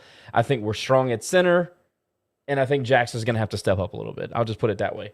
Jalen Kreider is finally getting the start at defensive line. We've been saying that for 4 games. I'm so happy that somebody finally listened to us. Trey Tomlinson is sliding over to star, which we kind of expected. We talked about Baptiste at the X receiver over Kadarius Wade. I think that's a very interesting development. Kadarius Wade, in my opinion, kind of fits that more possession receiver type, like we thought Sampson was going to be. But that's what they think of Baptiste. So, hey, let's run with it. Jaden Johnson at the H wide, I think that's kind of important. We don't know a whole lot about him. He's a redshirt freshman. Hey, let's get some new fresh blood in the system. Let's see what they can do. Let's get somebody out there that wants to make a name for themselves. Landon Strother at punt return. I think that's actually a pretty big development. I don't know if a lot of people expected him. I kind of thought Brent Gordon was going to get that opportunity. Maybe Raji Dennis was going to get that opportunity with his speed. I'm kind of surprised that it's Landon Strother. But, hey, let's go. Let's ride. Let's see what he can do. Caleb Cabote still not starting, despite being the top tackler from a PFF grade standpoint relative to the amount of snaps that he's played. It is absolutely ridiculous that guy's not getting more than 40 and 50 snaps per game, because every time he's on the field, he makes big tackles. I don't know what the deal is. I don't know what he's going to have to do. It's a Jalen Kreider situation. But anyway, he's still not starting. Bothers me, and it's going to continue to bother me. But, yeah, you're looking at the official injury list. Isaiah Alexander, obviously we know Elam was going to be out. Notori Brown. George Jackson, obviously, is the big loss on the offensive line. Sheldon Sampson, look, they said he pulled his hamstring in the second quarter and continued to play. I don't know a single person in Acadiana that believes that. I've said, and look, people are going to get mad at me for saying this, but I'm just going to tell you the truth. All of a sudden, after 3 days, we start getting this injury list that had like 50 people on it. I think people are making business decisions at this point. That's just my own personal opinion. I don't think that Sampson, for example, we've given him a hard time. I don't think that you pull your hamstring in the second quarter and continue to run go routes at the end of the second quarter and then at the end of the fourth quarter with a hammy. I'm sorry, I just don't believe that. Maybe there's more to it that I don't know, but I just don't believe that. I just think guys are making business decisions. I hope that's not true, but it seems that way. So, there's a lot to say about the official injury report, but I think that the depth chart actually has a lot more to talk about than who's not going to play. No, I agree with you there. Before we go any further, thanks to Greg LeBlanc hooking us up with a $10 donation. Appreciate it, man. That'll go to our tailgate this weekend, I'm sure. So thank you very much. Andy Thomas, Colorado Cajun, Phil Martin, as always, supporting us. We thank you guys. KG, anything that you see on the depth chart that you want to talk about, or on the injury list? Like I said, injury list kind of is what it is. Nothing surprising there, but depth chart wise, anything outside of what our boy mentioned? No, I just want to see these young wide receivers step up and take advantage of their chances. Sampson and Rob Williams, that's been the 1 and 2 pretty much steady all the way through up to this point. But now that they're out, I need to see one of these young guys play on fire. Like, please put your feet on that turf between those white lines and just get the most out of your chances. That's all I need to see. I need to see full effort. Just at this point, I need to see separation. I need to see just work is all I'm asking for. You don't get these chances. They don't come around often. And especially in Landon Batiste's case, like, dude, you're listed as the best wide receiver on that depth chart right now. So, and I'm not singling, Landon out. I'm just saying this is an opportunity for a young guy to make his case to stay on the field. And I hope that against a conference opponent like Marshall, we're able to do that. As I said, I want to see some Russell Babineau at some point. And I guess not necessarily wanting him to. I mean, he's got 4 games before he burns his red shirt, right? So give the guy a chance while we're short and see what happens. Yeah, I mean, what do you have to lose? Let's guys, I'll give you something to simmer on before we come back to this, and then we'll move on. Think about some matchup problems that you see offensive and defensively, where we have some advantages. Before that, we do want to go over to Jerry, who has a little bit of a history lesson regarding Marshall and the Cajuns, of course, losing in the championship game last year, and then a little bit of controversy in the New Orleans Bowl a couple years ago. So I'll let you, Jerry, talk about all that fun stuff. Yeah, first of all, I want to open up to say that it's spaghetti and meat sauce, not spaghetti and meatballs. That's the home cooked meal that I like. But I do have a different answer for you, because if I'm on an island, no, spaghetti and meat sauce is definitely not what I want every day. So Nick, you can breathe a sigh of relief there. But anyway, let's talk a little bit about Marshall. So Marshall Thundering Herd. There was a lot of history about them. I'm sure for you college football fans out there, you knew a lot about them before they joined the conference, especially in the late 90s and the early 2000s with the amount of success they had. So Marshall has been playing football since 1895. Overall, Louisiana leads the series against the Herd 2-1. But they were Division 1AA for a very long time, all the way up until 1997. But during that time in Division 1AA, they have 2 national championships with 6 national championship appearances. So they had a lot of really, really successful runs from the mid-'80s all the way to the late 90s. And of course, this coming off of that tragic plane crash that they had in the 1970 season. It took a long time for them to come back from that. But as they say, they rose above the ashes and had a lot of success in the 80s and 90s. And then they picked up from where they left off when they joined Division 1A/FBS in 1997. Their very first year, they were actually in a Motor City Bowl against Ole Miss, lost by 3. So they were kind of like what JMU was when they joined. Like how JMU got ranked early on. They had a lot of early success. When they joined in 1997, they were part of the MAC. From 1997 to 2004, and they had 5 conference titles, which included an undefeated season in 1999. I think they finished number 10 in the country that year. From 2005 to 2022, they moved over to Conference USA.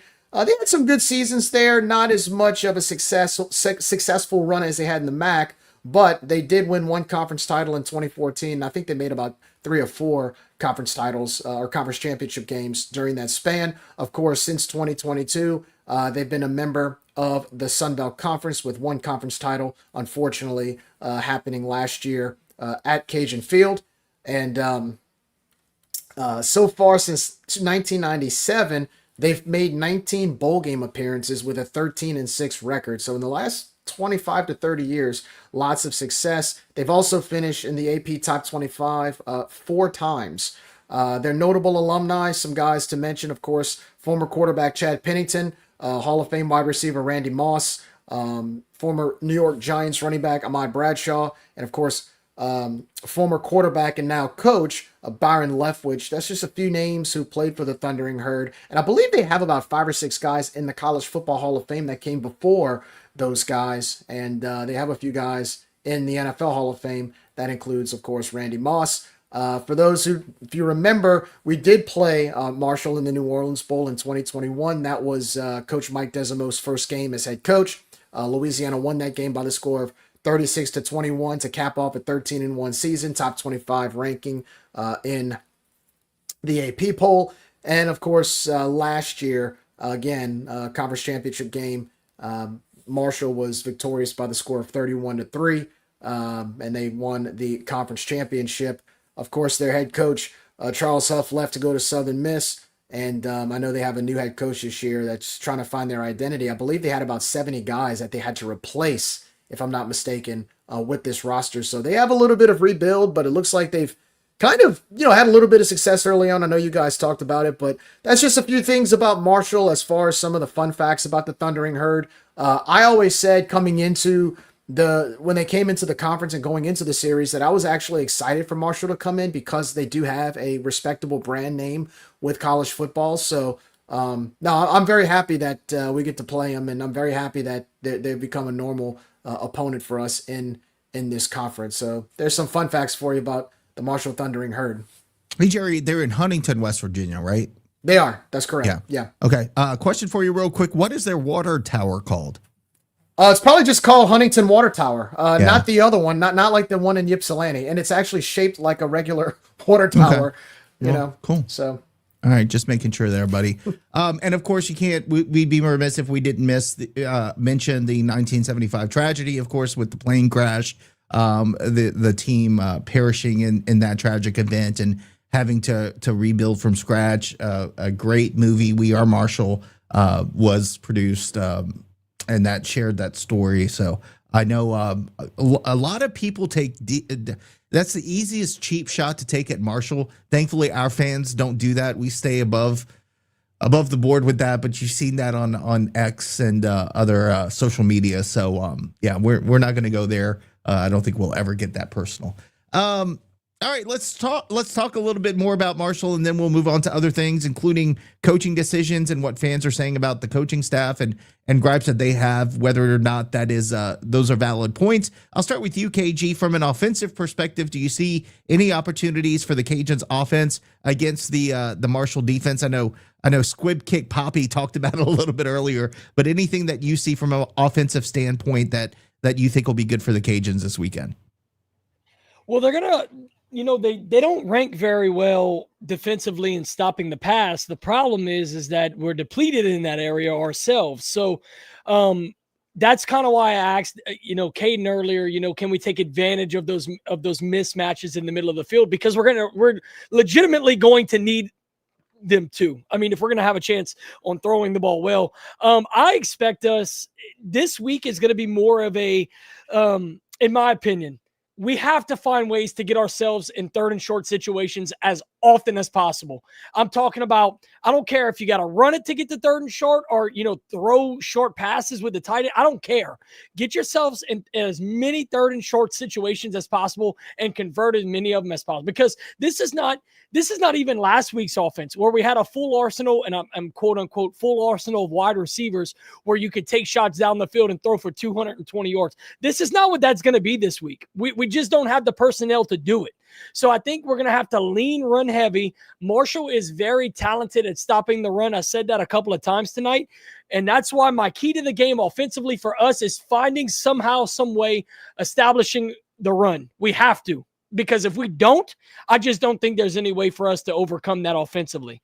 But to answer your question, there are mismatches on the field. Most of them, funny enough, are with the tight end. How much are we going to utilize that, expose that? And can we just please control the clock? I've been griping about that for the last couple of weeks now. We have to keep Marshall off the field, especially with this quarterback that has proven that he's a game changer. You have to limit his chances because I'm going to be honest with you, with the defensive performance that we had last week against EMU, I don't see a much better result if we just allow Marshall to run wild this week. Special thanks to Pug chiming in from Pennsylvania, wanting to say thanks for our hard work because it's difficult to follow things with UL. Appreciate that. That's why we're here. That's why we do this. That's why we aggravate our families to take time away from them to come on this show and give you guys some information. So appreciate those comments. James Carrier, we saw your donation earlier as well. You guys are freaking amazing. Josh, anything defensively that you see that the Cajuns have an opportunity to stop the Thundering Herd this weekend? Defensively, so another true dual threat quarterback, right? We're going to have to clamp down on the edges. And you know, I'm going to say it because we gave him so much praise in the preseason and leading up to the season. Jordan Lawson at some point is going to have to help stop the run. Yeah, he can pass rush, and yeah, he can be a menace in the pass game. It's time, again, I'll say it, stopping the run is an effort thing. It's time to help out your defensive lineman brothers stopping the freaking run. Got to do it.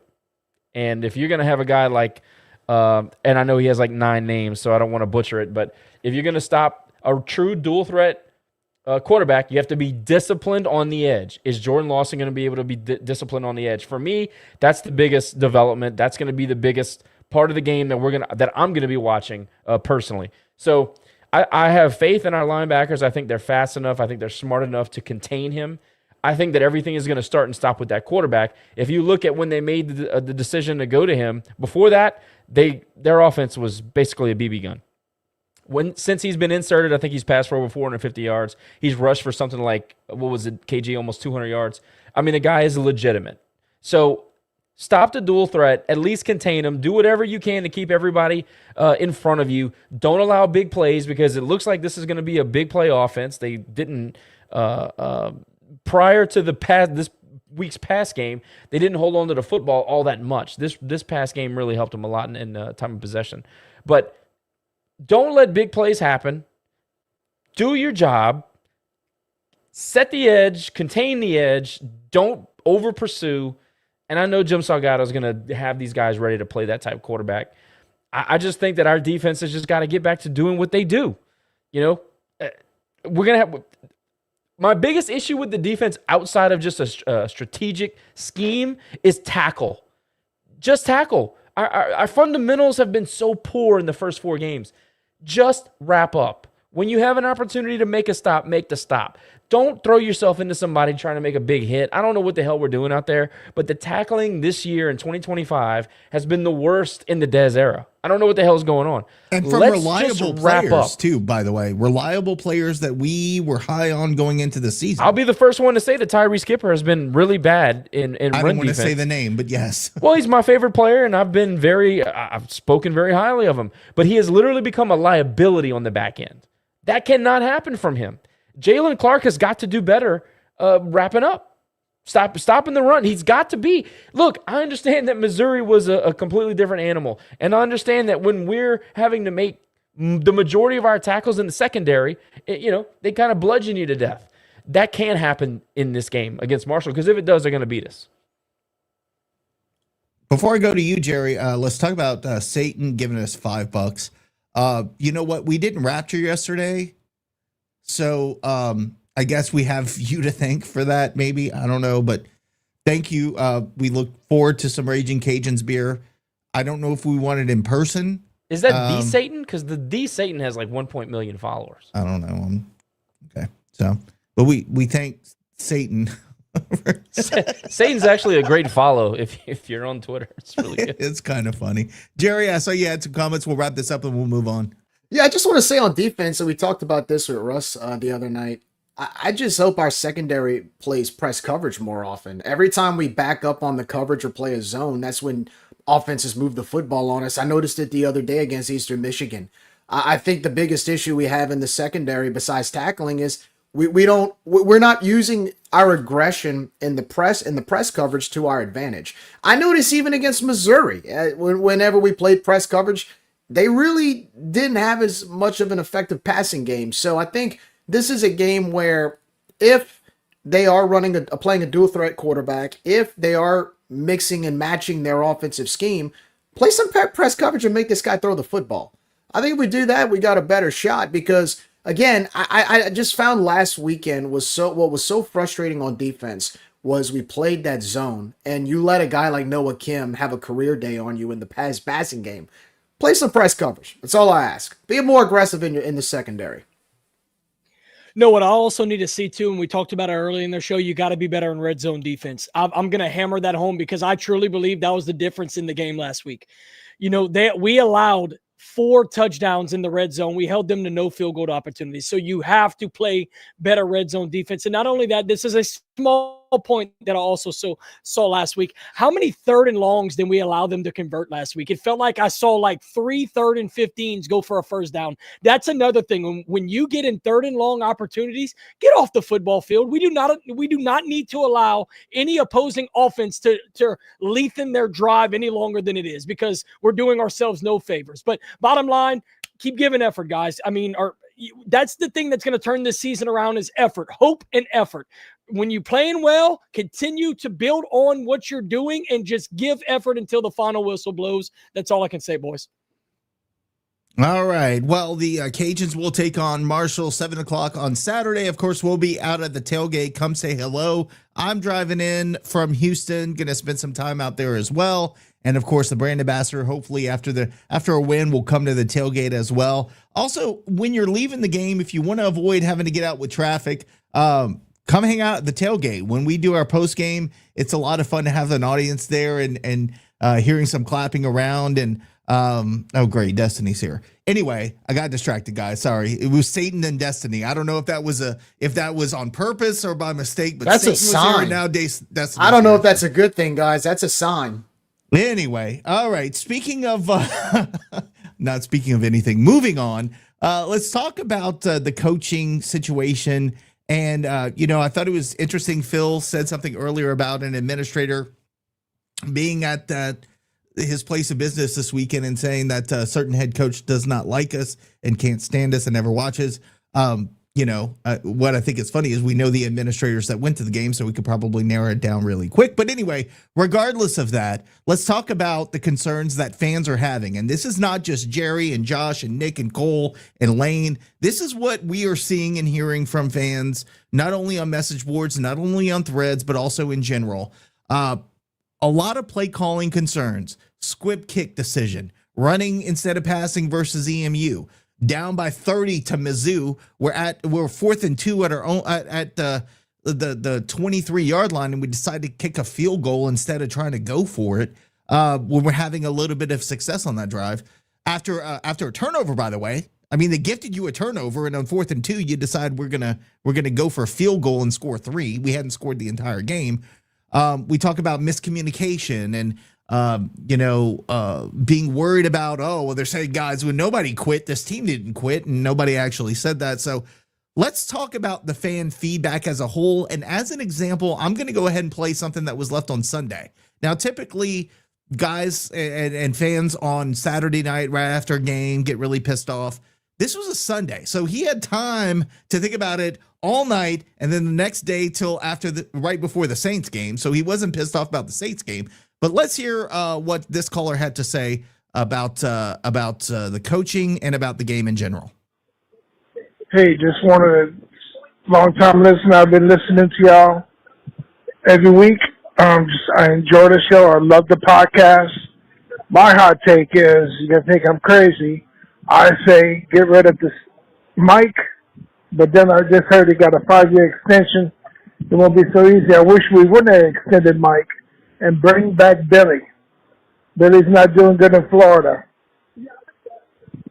We know what we got with him in the past. We know how he built the team up. Either bring back Billy or bring somebody in the caliber of Billy. This is not acceptable.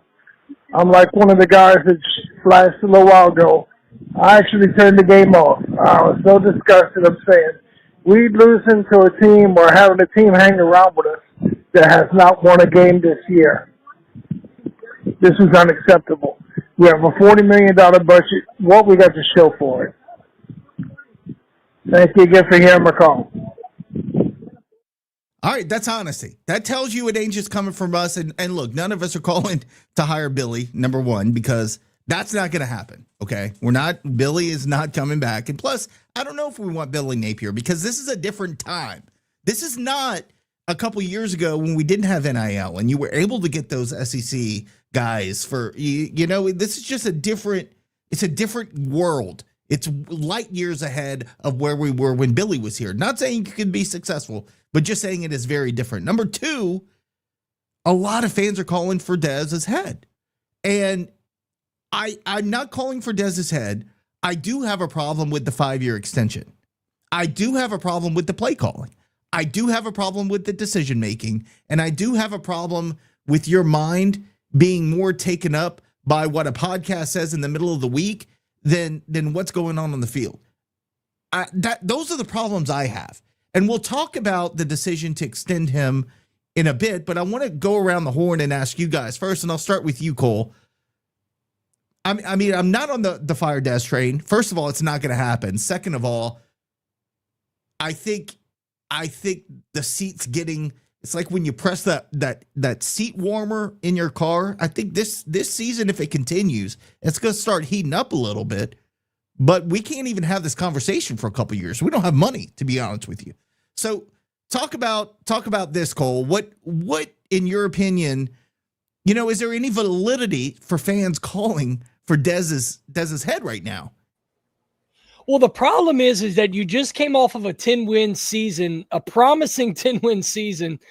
And, I know that the last 2 games we lost our starting quarterbacks, and they were very ugly between the conference championship and the bowl game. But you did just have a 10-win season and a conference championship appearance. Here's what the fans thought, and I'm talking because it's what I thought, or it's what we thought. When we bring in Walker Howard, and I said this a couple of times on the show, they thought we upgraded at the quarterback position. Now, listen, Walker went down week 1, so it's hard to gauge whether we would or wouldn't have been better off at quarterback. I'm just saying, and we said this a couple of times as well, we did not give Ben Wooldridge nearly an ounce of enough credit when he was the quarterback of this football team, because he made up for so many of the deficiencies that we see on the offensive side of the football this year. Ben Woolridge was the consummate pro. And by the way, KG, I'm going to stop you because go. I got to stop you because I got to say, if you're mentioning Ben Woolridge, you have to mention Chandler Field, because without him, we would not sniff 10 wins. No, absolutely. I'm just saying Ben was he was a Sun Belt Player of the Year. I'm just saying he was able to come in here and mask up a lot of the deficiencies that we have on the offensive side of the ball. So that's what I'm saying from a fan's perspective. When your starting quarterback goes down week 1, and Bill's done everything he's could up to this point. But when your starting quarterback, who you plan on that being your guy going all season long, a 4-star kid out of Lafayette, has so much expectation around just his name alone, when he goes down, it changes the entire landscape of especially what we can do offensively. But I want to take it a step further than that. When you lose your starting quarterback, you lose the emotion, right? So like you lose the guy that you rally around, because if that guy's the X factor, if that guy, it's hard to get your defense to play for your offense in that regard. So, I mean, it's just losing your quarterback possibly for the season in week 1 really set us back, because listen, and me and Josh, we text off to the side and laugh about it a lot. Josh had us going undefeated this year. I had us going at worst on this crew. I had the lowest pick out of everybody on this crew. I had us going 9-3. And that's not where we're trending anymore. And the problem is because 1, we lost your quarterback for the year, and 2, the wide receiver room just did not pan out like we thought it was. All this fanfare and all this expectation was it's the fastest wide receiver room we've ever had. Well, maybe, but maybe they should be going run track and do the 4x4. I don't care. It ain't showing up on the field. And I don't want to beat a dead horse because you lost your 2 best receivers this week, but that's kind of what the fans are thinking, Nick, if I'm being honest with you. And that's just kind of an insider at that point. Jerry, do you think a lot of this frustration not only has to do with the coaching, and I want you to give your opinion on what they think of the coaching, but also the amount of money that we're all paying, that we all have, everything has increased in price over the last 5 years, and now we're paying for this product. How much of that has to deal with the frustration of what we're seeing today? You just opened up a $65 million stadium, and that's the product that we're putting on the field for people to pay an increased price and increased premiums and increased tailgating costs. And that is an issue, right? So anytime you have an increase in price or increase in tickets, yeah, they have nice amenities, but you're coming for the football game and you want to see the product on the field match what you're paying for. And right now, it's not.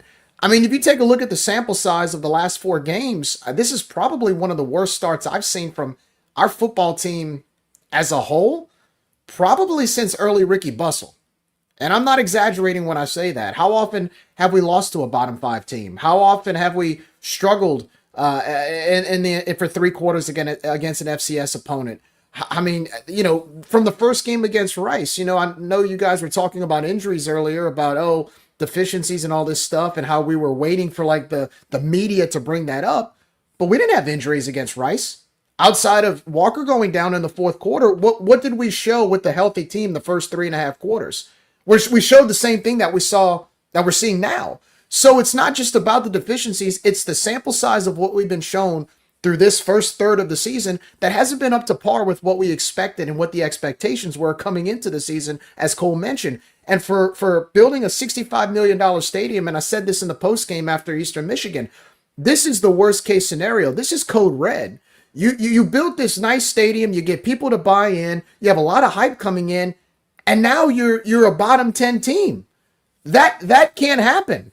And so, look, I'm not on the fire Des train or anything like that, but at the same time, as time goes on, he's in year 4. And that sweet spot where a coach at this level, at the mid-major FBS G5 level, this is where that coach has to start peaking and getting better and improving. This is, you saw it with Ricky Bussell when he was here. HUD kind of peaked around year 3, year 4. Billy peaked at year 4 and he left to go to Florida. Right now we're in year 4 and we have a 1-3 record against really, honestly, one of the easier non-conference schedules in America. So with that being said, yeah, I mean, for what people are paying for, with the expectations coming off of last year, opening up a $65 million stadium, we're definitely under par with what our expectations are, and it needs to get better quickly because now you still got to pay for that stadium. Well, if you're putting a product like we saw in the last couple weeks, where we're getting 4 passing yards and losing to 0-3 MAC bottom dwellers, well, you're not going to be able to complement that with people buying in. It seems like we always talk about how we USL things. Every time we have something going that goes well for us, we find a way to, and like Cole's hat and my shirt says, we USL it. We don't know how to take momentum and run with it. It's 1 step forward, 2 steps back, and I feel like we're there now again, and it just keeps happening again. So no, it's definitely not. We're not complimenting what we're paying for the product that's being put on the field. Absolutely not. Josh, I'm gonna go deep here. When Des was hired, let's be candid with everybody here. It was not a popular hire. We expected a national search. We expected big names. Billy Napier's going to Florida. Like, let's get somebody, a big name here, right? And we hired Des, and we vouched for him. We said he's a guy. This is another Sean Clark type of situation. Rest in peace, Sean. Building from within, etc. And it's too early to say whether or not that has panned out. But the guy allegedly that hates us, we vouch for him from the moment that he was hired as head coach to today. I don't think that disallows us from giving our opinions on what we're seeing as fans and what other people are saying. Because again, we are a mouthpiece for what fans are saying and what people are saying. We're not just 4 guys, 5 guys here sitting and talking about what we think. So I guess my question to you at this point is, you know, where, let's say this season ends, and I'm looking ahead, and obviously I'm not Satan, so I don't have a crystal ball. I don't know how it ends, but let's say it ends, you know, with a losing season again, or a 6-6 season, and then losing in a bowl game, or 5-7, or whatever that is. Let's say we have a mediocre season. In the world of NIL, like I just explained, when Napier was here, it was a different football world. In the world of NIL, in the world of teams in the middle of the season risking their entire roster to get rid of their coach. Because remember, if you get rid of your coach today, all of the players can leave. They got 30 days to go. And you're seeing that with a couple of teams right now. Half their roster is leaving in the middle of the season. That tells you the importance of not waiting 5, 6, 7, 8 years to win. It's got to be done now, or you got to have to roster turnover and start over. What is that sweet spot for us? And let's ignore the fact that we just extended the coach, which again we'll talk about. What is a sweet spot for coaching, especially in G6 when you're at a disadvantage? I don't think we have the luxury of waiting another 5 years for this thing to turn around. I think if we have another mediocre season, next year is a must win. Your thoughts in general on that? Well, let me first calm Satan and the natives. All right. I can confirm with absolute certainty, Dez does not hate Rage and Review. Talk to Dez regularly. He doesn't hate us. You know, obviously he doesn't love everything we say, but we're all right. Don't worry. Don't worry, Satan. Satan and Blackwell have completely derailed. I'm so just watching everything they're talking about. I'm just watching your faces. I'm not even watching the chat. Satan's here because our season is hell. That's the comment of the night. Good job, Phil. No, man. I know that I don't know what the sweet spot is because we are in a very unique situation.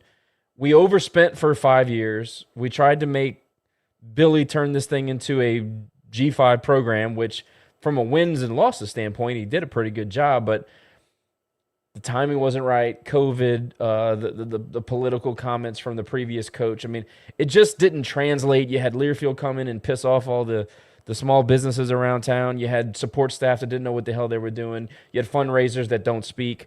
I mean, the timing just didn't all work out. It all didn't come together. And I don't necessarily say that's all on Brian. It's not all on Brian.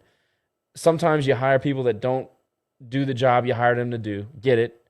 But Billy went on to coach in the SEC. And we hired him with, and after we've been 4 years into this thing, you can look at it and go, it was a horrible hire, and I know people don't like to hire. If the hire works, it's genius. Because nobody's coming after Dez, and Dez didn't want to go anywhere else. So if it works, it is, it is an App State type hire. It is Stockstill at Middle Tennessee type hire. You can go a long way, and you don't have to go and pay out of your nose for it to work. And it really would have been a good hire if things would have been continually going in the right direction. Unfortunately, everybody keeps talking about how Walker got injured and it changed the season, which is true to a degree. But Walker committed in the summer. What was the plan before Walker? Was there no plan? Was the plan to develop Beal? I'm dead serious. Was the plan to develop Beal in lunch and ride with that? So we were looking at 1-4 in the face then? Was that the plan? No, honestly, that's honest. I think so. I mean, that is a conversation that is way more important. Correct. And I'm glad that Walker came, and maybe they had some insight on that before the season ended, and maybe those conversations were being had, and I'm not privy to that. But what I'm saying is that we have to be a program that develops. And if we're not developing talent, we cannot survive. That's not a Dez thing. This is the season of football we're in. We don't have the money to compete in NIL like a lot of these other programs. I mean, we can't even compete with USM from an NIL standpoint. We like I said, when I started my comment, we have overspent for 4 or 5 years, and now the chickens are coming home to roost, and you got changes at the president level and at the CFO level, and we're having to pay the bills that are coming due, and it's falling square on the shoulders of the coaching staff in basketball, baseball, football. This is not just a Dez issue, and I'm not taking up for Dez. I'm not. This has not been acceptable. I'll be the first one to tell you, when I come on the post-game shows, you get my absolute honesty. I'm telling you exactly what I'm seeing on the field. And it's been bad. And a lot of it you can't even explain. But what I am going to say is that it's a lot more than just the decision-making on the field that is contributing to where we are as a program, all right? So to come in here and say, well, we need to fire Dez because he's 1-3, all right? And find who? And do what? We are in dire straits when it comes to financial budget. I mean, it's just the truth. The cuts that are coming to this program over the next 1 to 3 years, y'all are all going to get even way more pissed than you are now.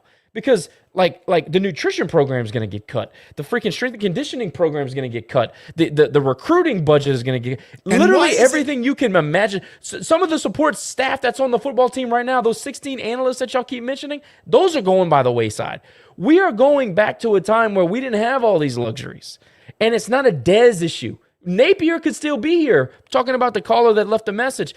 We can go hire Billy Napier right now. Y'all want to know how many analysts Billy freaking Napier had? I think it was 40, 37. What was it, Jerry? It was way up there. We're not going to have those luxuries anymore. So the name could be Nick Saban, Billy Napier, or Mike Desormeaux. We're not getting much better unless we develop the talent that we recruit and we do it in an efficient shoestring budget type of way. So, we're still on the back end of that $40 million being spent last year, and it's not good right now. That is super concerning, obviously. But just firing the head coach is not going to do a hell of a whole lot. That's my thought on it. And it's not just us, by the way. There's other programs having to go through the same thing, especially in the state of Louisiana. So don't feel singled out. Yeah, we're getting the brunt of it because we had an athletic director that went on a freaking spending spree like he had a goddamn credit card and just decided he's going to buy everything in the freaking mall. That's what happened. And we ended up here. And by the way, when we spent all that damn money, we didn't really accomplish all that much. A 10-win season is amazing, and hosting a conference championship is amazing. But at the same time, is when you spend 3 times what you bring in as an athletic department, I think that we should have been a little bit more ahead of the game. That's just my thought on it, and I'll let you say what you got to say. Before you go, Jerry, I do want to say this, and I think it's an important point to make because you kind of alluded to it and not alluded to it. You talked about it. How long did those in charge of this budget think that they were going to get a blank check from the university every year and not have to do the work to generate revenue? And like you said, the roosters have come to roost, or whatever that saying is. Like, at some point, the athletic department has to generate revenue. And smartest people in the room say, oh, we don't need big donors we want, little donors will crap on you. And we'll raise ticket prices. And what do you mean you're not coming to the game? What do you think? We're just going to give this away? We're just going to give a tailgate away when you can walk 5 feet away and get a tailgate for, $1,500 less or however much it was. No, excuse me, $4,800 less. You walk 5 feet and you get $4,800 less that you have to pay for a tailgate. At some point, the university or the athletic department has to raise revenue. And instead, they alienate the fans and blame the fans. Oh, this is your fault. So we're not gonna rely on you. We just gonna get a blank check every year. And well, guess what? That's not reality. And welcome to reality. And it's gonna hurt for a few years. So I think that was a point of the whole conversation was we're stuck, guys. Like, we're stuck here for at least 5 years till we get out of it. Now, I'm not saying that there's a light at the end of the tunnel, but we need people in this athletic department that know our culture, that respect the culture, and don't insult the culture. And a lot of people have been run off from this program because they have been insulted by the decisions that were made, and told, well, deal with it or don't come. And when they don't show up, get blamed for it. You're not wrong. I just want to say, specific to Dez and everything, well, before he was hired, there was a lot of people that made a lot of mistakes in this program. I mean, there's 60 years you could go back and look at that. And I understand fans that are like really upset about how the season started. But reasonably, nobody's getting fired after they win 10 games and host a championship and they lose their starting quarterback. Like, that's never going to happen. Not in this program, not in most programs. Okay. So I get that everybody's upset, and I get that everybody had preconceived notions, and I get all that stuff. But Dez was never ever going to be even considered for being fired this year, and not next year either. Instead, take that energy, and I'm not an ass kisser. Y'all know me better than that. I mean, come on. Y'all been watching the show 8 years. Y'all know I'm not the ass kisser. But what I will say is, we're all we got. The state legislature is coming down on us. The audits are coming down on us. The new president is going to be coming down on us in a way. And I say that with understanding his situation as well. We're all we got. So if we turn on the kids and we turn on the coaches and we turn on the program, we're going to only be hurting ourselves. And I say that as a person who my first emotional reaction is to get angry about everything. And we, a lot of us that listen to the show and take part in the show, we know way more than the regular fan.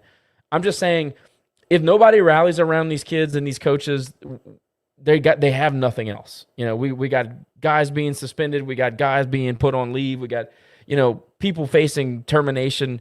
We got so much stuff going on in this program right now that, losing to Marshall would be terrible for us, but in the end, it's not that big of a thing.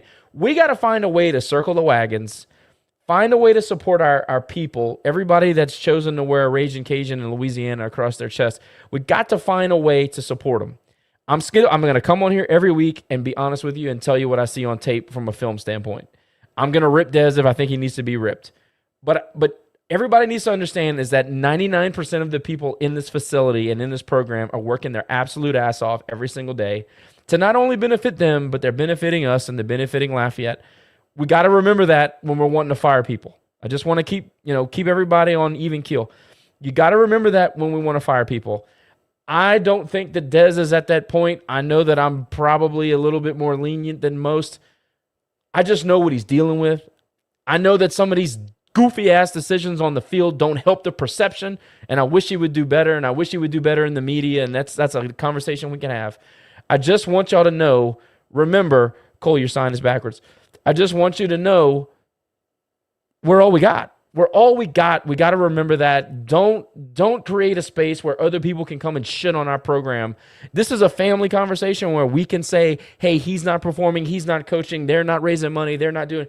We can do that. But don't create an environment where other people can do that for us. Let's remember that we got to support somehow, but also still find a way to be constructively critical. Bruh, I will defend Dez to the end with any other fan base on the earth. But when it's family, it's a little bit different. I mean, we could talk like family. Jerry, I'll give you final thoughts on this and then we'll move on. I was going to get into the contract situation, but I think we're running over. So let's move on and close out this conversation. Well, I'll just end it with this. We've been around a long time and we've been through the ups. We've been through the downs, right? We've seen some bad football, but not just bad football, but a byproduct of what you guys said, no leadership in the past. And so we've been there, done that. I think the beauty of us dealing with this now is we understand the circumstances and we know how. It's almost like if you've already ridden out a hurricane once, you're going to know how to ride it out again, and you're going to know what precautions to take. I think that's kind of the situation with it now because, look, we're about to ride out a little bit of a financial hurricane that's coming up, and both, academically and athletically with this change of leadership. But I will say, and I was told by a very wise person very close to the program, he told me this last week, Jerry, just stay the course. Stay the course. I know it's hard to believe in the quote unquote leaders we've had in the past, but stay the course. I do think brighter times are ahead. Like Josh said, support these players, support these athletes. They're grinding. They're doing the best they can. Even though it's not looking good right now, still show up to the game on Saturday. And look, sometimes you hit rock bottom or sometimes you hit, a low point. But we always, as Cajuns, what do? We persevere. We have we take pride in persevering. I think we'll persevere through this. It's going to be a little rocky, but just all I ask for Cajun Nation and everybody who's listening, just stay the course. That's all I ask. Just stay the course. You guys giving a damn motivational speaking tour here. But anyway, all right. Well, thanks, guys. I appreciate your honesty. Never thought that our guy Squib Cake Poppy would be the guy to settle us all down tonight, but he's the guy to settle us all down. I appreciate that, Josh. Thank you for that. Every now and then I have a moment of clarity. Come on. All right, boys and girls, it is now time for one of our favorite segments with our boy Lane. Lane, what is going on, sir? I'm trying to get your pdf.something-else.pdf up and running. So while I'm doing that, go ahead and talk about Lane's lines, and I'll get this up shortly. So yeah, I did okay last week. I got 2 out of the 3 right. I would have loved for it to hit, but this week the original line for UL and Marshall started at 2.5, I want to say, and we were 2.5 point favorites. And then as of yesterday, we're 1.5 point favorites, and now I believe Marshall is the 2.5 point or the 1.5 point favorites. I'm not touching that with the 10-foot pole. Y'all can put whatever y'all want on it. But yeah, I'm not touching that one. I did go with an early one this week, and maybe Cole has a little more info in this one. I was surprised that Florida State was only a 7-point favorite, I guess because they're on the road. But I have Florida State winning that one. The ULM Arkansas State matchup is now deemed the Rice Bowl, I believe. It's supposedly Which a is rivalry. the dumbest thing I've ever heard. Where are they growing rice? That's Crowley, bruh. Yeah, I don't know. And it's not a rivalry because ULM hasn't beaten Arkansas State since, I believe, 2009. So I don't know why all of a sudden they came up with that. But I have Arkansas State covering.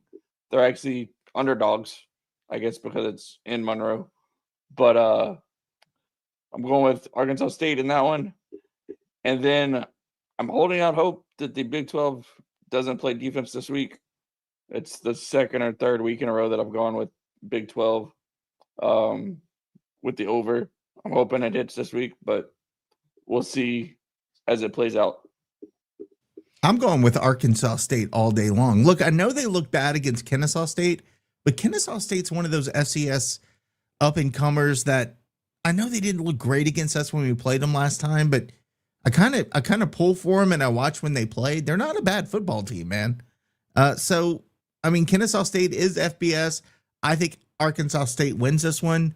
I mean, nothing. I wouldn't touch. I don't touch any spread that UL is part of, if I'm being honest, Josh. We need the season totals. Lane, what is your season total? ATS? Yeah, Lane, what are the results, Mr. Pick'em? So I believe I won 1 week, so that's 3 or 4 picks. Week 1 I was 3 for 4. I didn't get UL's pick, so that's when I stopped betting on UL because we didn't cover the spread. And I believe every other week since I've gotten 2 out of 3 on the picks. So I'm getting close, but no cigar yet. All right, we need Lane, to get a graphic with the total so we got to get it because we convince got to people give why you they hell. should tail. Yeah, That's right. Or say, Lane, look how brilliant you are, dude. Blowing it up. well, that's what I'm talking about. That's why I would tail it. If you suck, I'll fade you. But we got to get that graphic going. We do have to get the graphic going. Well, appreciate you, Lane. Thanks for putting that together for us. Always fun to talk about those types of things. Even though I know nothing about betting, the only betting I know is is blackjack. That's it. That's all I got.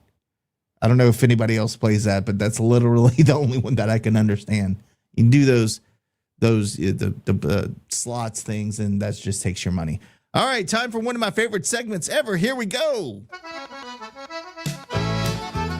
C'est l'heure pour la grémie. Emmenez à vous autres par Mange Lafayette. It's time for the Grammy section, brought to you by Eat Lafayette and Lafayette Travel. Boys, I did ask a question to Caden earlier. He kind of stole part of it because I was going to say steak and potatoes because, man, that's amazing. But let's go ahead and turn it over to you boys. I'll start with you, Cole, because you laughed at me when I said that. You're on a deserted island. Until you get rescued, you can only have one meal a day. What would it be? Well, they might as well put all 3 of us on an island because literally a ribeye is what my answer was going to be. And I'm a pretty good, I can hunt and I can fish. I'm gonna pair that with some filleted fish and probably some coconuts if it's a true deserted island. So, but yeah, that's 3 for 3 for steaks. Anybody else? Yeah, let's talk about it. Josh, what are you picking? I'm conflicted because I got like 2, but I thought both of those dishes are made by the same person. So can I be on a deserted island with my wife? Will it fit on a plate is the question. Oh, absolutely. If it fits on a plate, then you could have whatever's on a plate. Yeah, and she's asleep, so I'm not doing this for brownie points. Like her chicken sauce piquant, dog. Let me just tell you, ain't nobody touching that.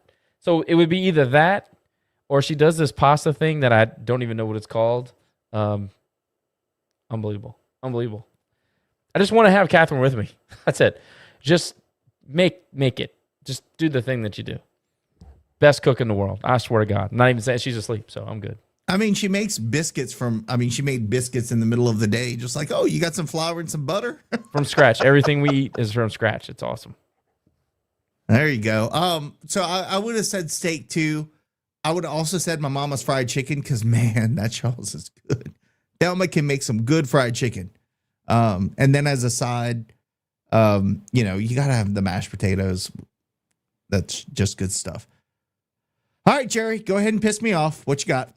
I'm a rice and gravy guy, so I mean, I don't know why is that so funny? I mean, I like actually you Literally might piss. While you're saying piss me off, he says I'm a rice and gravy guy. Look, I'm a rice and gravy guy, but I'm gonna say smothered steak or like beef tips with rice and gravy, a side of probably either like a green beans or a smothered cabbage with strawberry shortcake to finish it. If that pisses you off, there's something wrong with you. No, I was waiting for you to say something stupid like I like the seafood soup, and get into all that crap again. No, that's not okay. I was waiting for it because I know how you like to aggravate me, and it works. So congratulations. You know what's crazy, dude? I probably have more of a secular appetite than you would think. You'd be very surprised if you came and ate with me. Just saying. I don't even know what secular means, but whatever. I don't care. You know what? Now that I think about it, you could put a 6-pack of natty on a plate. Just give me that. I'll just it would end so much. You eat the can too. You eat the can. Oh man, I can go. Just put the 6-pack of natty on the plate, and I'll figure the rest out later. I'm thinking of the movie Castaway. Whenever Tom Hanks' character, like in the beginning, he's trying to eat, and like he like catches the fish or he catches the crab, and he doesn't know how to create fire, and it's all like a bunch of goo and. Yeah. I think somebody should. Secular does mean religious. That's why I'm like, what? Why are you using it in this context? Or worldly. I should say worldly. I have a worldly appetite. I mean, shout out to Satan, dude. Been cutting up in the comments. Man. I know. I'm trying not to laugh at he's being joined by several of our fans. Never in my life have I ever said shout out to Satan. That's crazy work. My mama is saying a rosary just watching this. I'm about to say, like, I'm literally. Hey, Cole, we're gonna get Father to come bless our house after this. Seriously, we're gonna. I'm gonna drive to his house. Shoot, he's across the street. I'm gonna knock on his door. I know he's right down the road from us. He's right down the road from us. Thelma is definitely gonna be sending me an ugly message after this. Don't mess with that stuff. I gotta see her in a couple days. We gotta be nice. Boys, that was a lot of fun. I had a lot of fun tonight. I think we had some great content and some great information for our fans. I'll go around the horn one last time and give you guys an opportunity to talk about whatever you want, whether it's a tailgate, what we're cooking, what we're having, what to expect, and any of that stuff. I'll start with you, KG. What you got, Cole? My 3 favorite football teams in my life have a combined 1 win. So I don't know if I even like football anymore. I don't. And I'm going to say this. I'm a big Florida State fan, and I'm very happy with what they're doing. Big games coming up soon. But yeah, my 3 all-time favorite football teams combined 1 win. Acadiana playing New Iberia tomorrow night. If y'all want some Thursday night high school football, you could tune in to Wreck and Ram Productions here on YouTube and watch me do play-by-play with my buddy Nick Fotno doing the color. That's on the menu tomorrow night. But yeah, I need one of my 3 favorite teams to get better real quick to save my season. Otherwise, hey, Coach Q, if you're listening, baby, I'm ready for you. I got to tell you, bro, my mom and dad both watch because they figured out the YouTubes. So they both watch you. And my mama will ask me a question about you after every game. What does Cole do for a living was the latest one I had to text him and ask him about. Like, she wanted to know what he does for work. I don't know what the next question's going to be, but she's going to ask something. So, Cole, they enjoy your call, even though you don't say 2 through 5, a nickel and a dime. They still watch you every week. Bring the wood. Jerry, final thoughts. Yeah, never thought, speaking of my 3 favorite teams, I never thought Jesuit would be the best one of all 3. They're 3-0 right now. So go Blue Jays. I'm glad they're winning because, like you said, go the other 2 teams. Combined 1 win.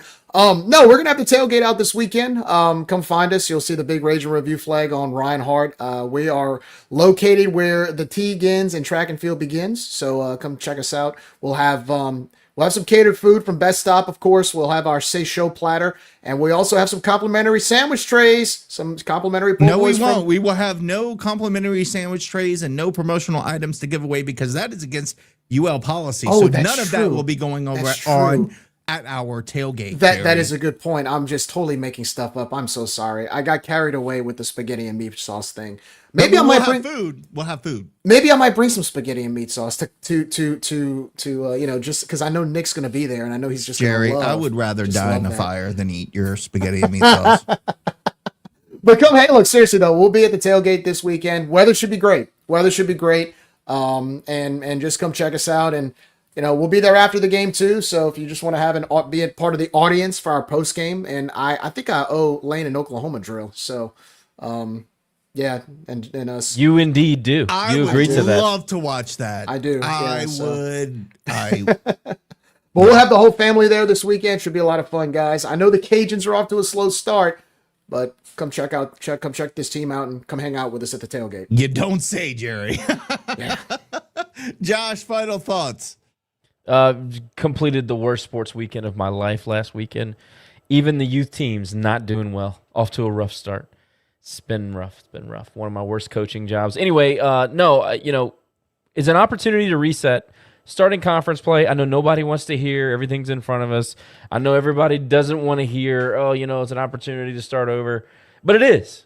Fact of the matter is, it is. So it's conference. It's Marshall. We owe them an ass kicking. I don't care really how we get it done. Let's just win. I don't care if we win 2-0 on a cheat. Shout out Kevin Foote. Don't care how we get it done. Just go find a way. I'm on the hot seat. What did I do? But seriously, go support the Cajuns. It's going to be nice, like Jerry said, and then come hang out with us at the tailgate. We had a nice crew for the last home game. Probably like 40 people came out to the show, which was pretty fun.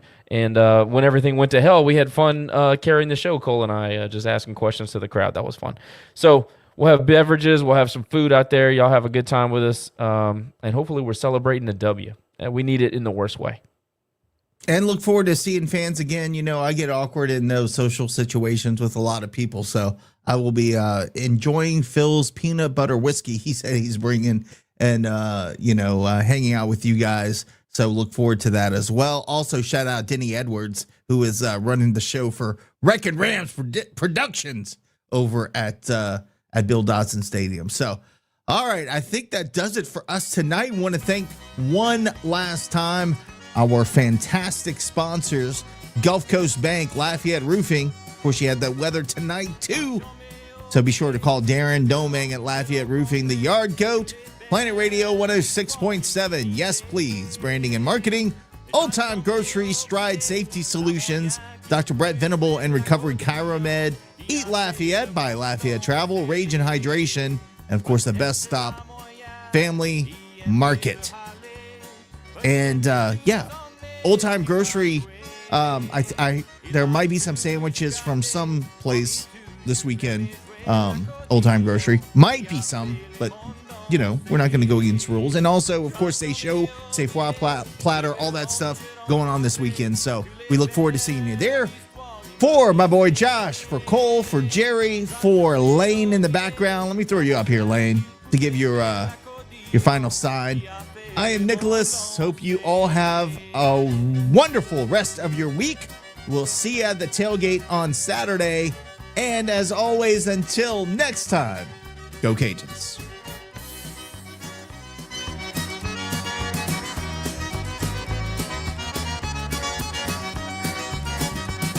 Après des années, je vois que c'est de commencer que les jeunes